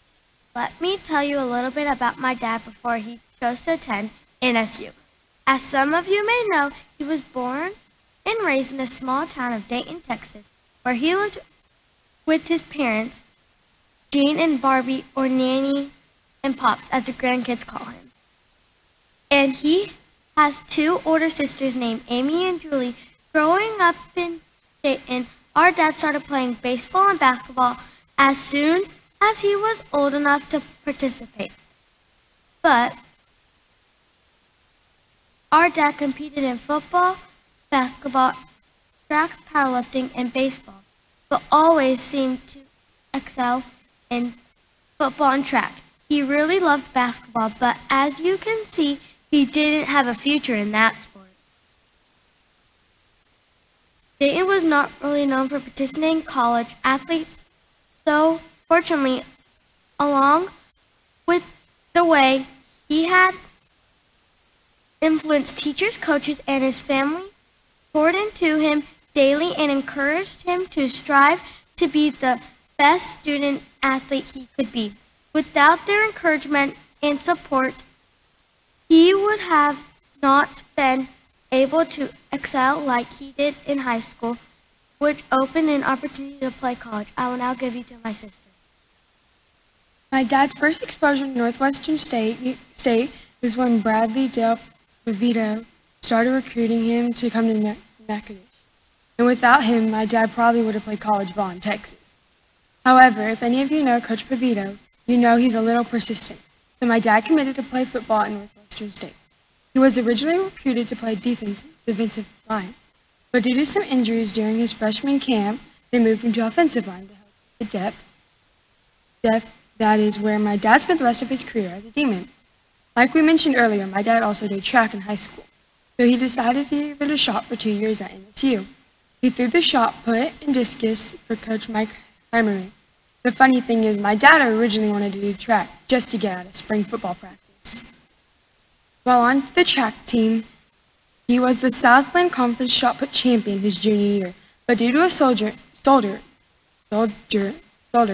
injury and surgery his senior football season, he was unable to defend his title as his senior year. After graduating from Northwestern in 4 years, my dad earned a postgraduate scholarship from the NCAA, where he went on to compete in shot put and discus in the University of Houston, while working on his MBA. All of this was made possible because of his time at Northwestern. And my dad will always be grateful for Coach Sam Goodwin, Coach Bradley Dale Pavito, Coach Blake Miller for taking a chance on a small-town kid from Dayton. So on my behalf of me and my sister, I would like to congratulate our dad, Gene Tennyson, and welcome him to the Northwestern State University Sports Hall of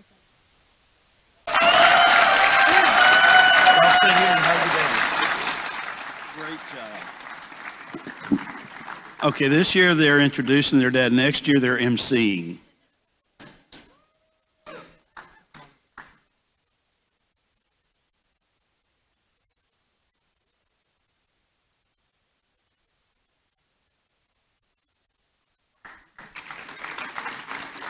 And Club Hall of Famer Gene Tennyson.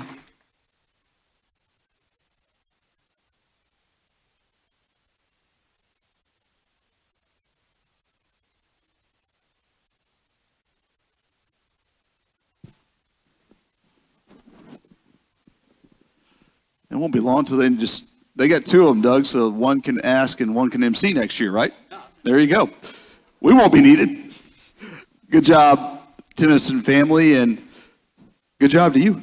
Congratulations on the induction. And a lot of times, I'm going to start with maybe the question sometimes offensive linemen get. A lot of times you don't get the glory. We only notice you if there's a holding call or something goes wrong. So a little different to get a chance to say thank you and congratulations on a great career. Well, thank you. Yeah, that's what I was going to say is an offensive lineman, our goal is to never be announced at the game. You don't want anyone to know who you are. As long as your running backs are doing good, receivers doing good, quarterback stays healthy, that's a good sign for an offensive lineman. So, no, it's quite an honor.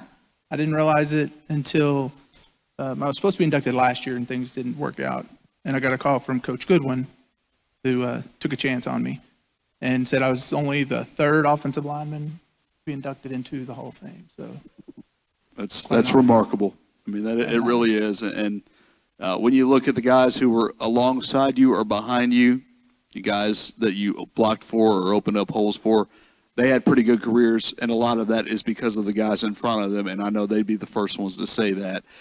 You will go in alongside, today you go in alongside a couple of teammates, one of whom played a little farther out on the line than you. But it's again, kind of the same question I asked Nate and Nick on behalf of Kurt. When you go in with guys you play with, it's a special honor to begin with. It's got to multiply that. No, it does. I mean, when, I came in, Kurt and I came in, we were seniors in 98. Nathan, I believe, was 97, but all started right around the same time. I was just trying to figure out life at that point, figure out where I fit in on the team, trying to do the best I could. And I never looked 26 years down the road. Just think I'd be sitting here today. But, I'll be the first to admit, if you look at the last couple years of inductions, there have been a lot of players from the era when we were here. And as an offensive lineman, I wouldn't have been here if it wasn't for people like Kurt, as much as I hated him in practice. Because you never know. He may take one play off, and then the next play he's going to put you on your back and laugh at you. And then he'll help you back up and joke about it. And we had Ahmad Willis was here. We had Clint Loggins, Herschel Monroe, Robert Daniels my freshman year. There were quite a few guys that, you had to go against them every day in practice. So that is what helped. And, of course, the stats that people like Nathan was putting up, Craig Nall, vicariously makes the offensive line look good. So, yeah, they couldn't do that. Craig didn't have time to throw. Nathan didn't have time to get open. I know. Tony Taylor didn't have holes to run through if you weren't laying people on their backs. Let's go back to 2001 TCU. And I know you're now over in the Metroplex, and we talked about this, and you get to you and the Horned Frogs. The Horned Frogs didn't want to see Gene Tennyson in any athletic arena. And it's kind of funny. So my first job in the Dallas-Fort Worth area, my boss was a Horned Frog and very vocal about it. So, of course, I would always rub in that we beat them.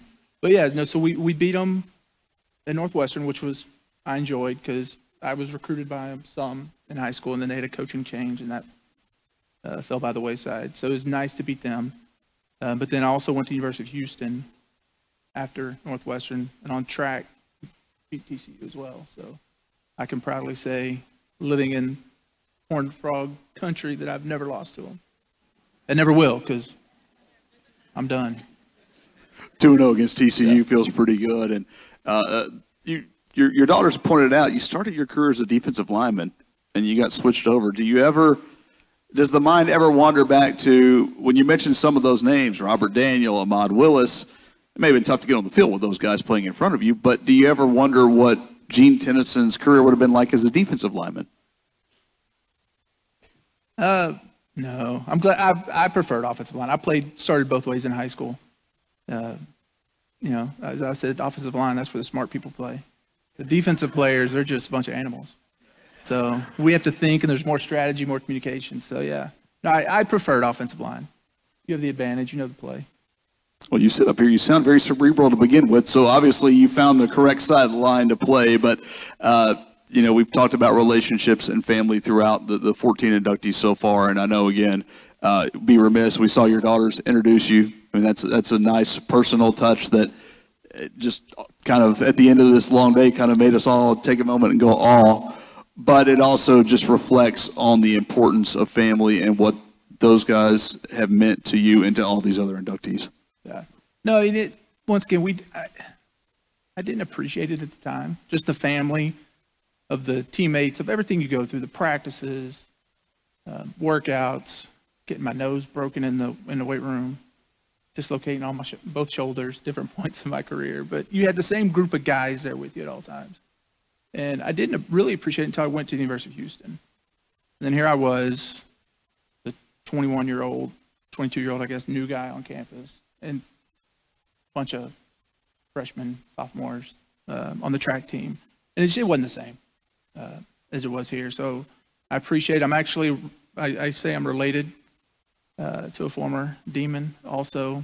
So my wife, if it hadn't been for Northwestern, I wouldn't have met my wife.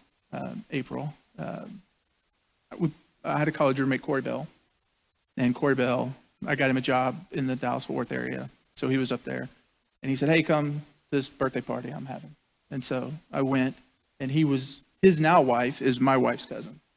And so Corey Bell and I hang out every Easter, every Christmas, every 4th of July. And so it's been a fun journey. You've always been part of the Demon family. Corey Bell's part of the Demon family. You're all tied in together, and now you get to join a new part of the Demon family as the latest inductee into the In-Club Hall of Fame. Two sports standout, Gene Tennyson.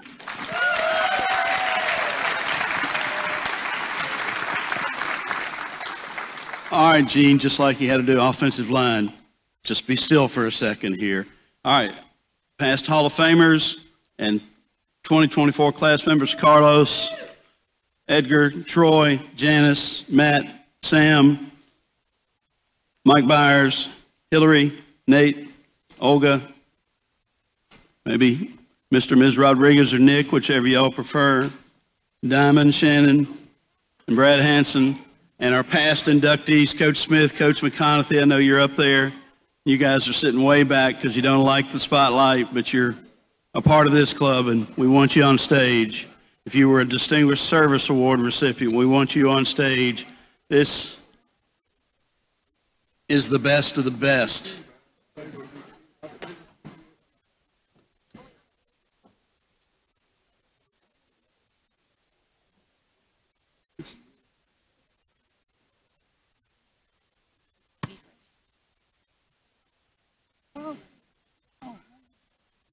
Y'all scoot on in here. We're going to try to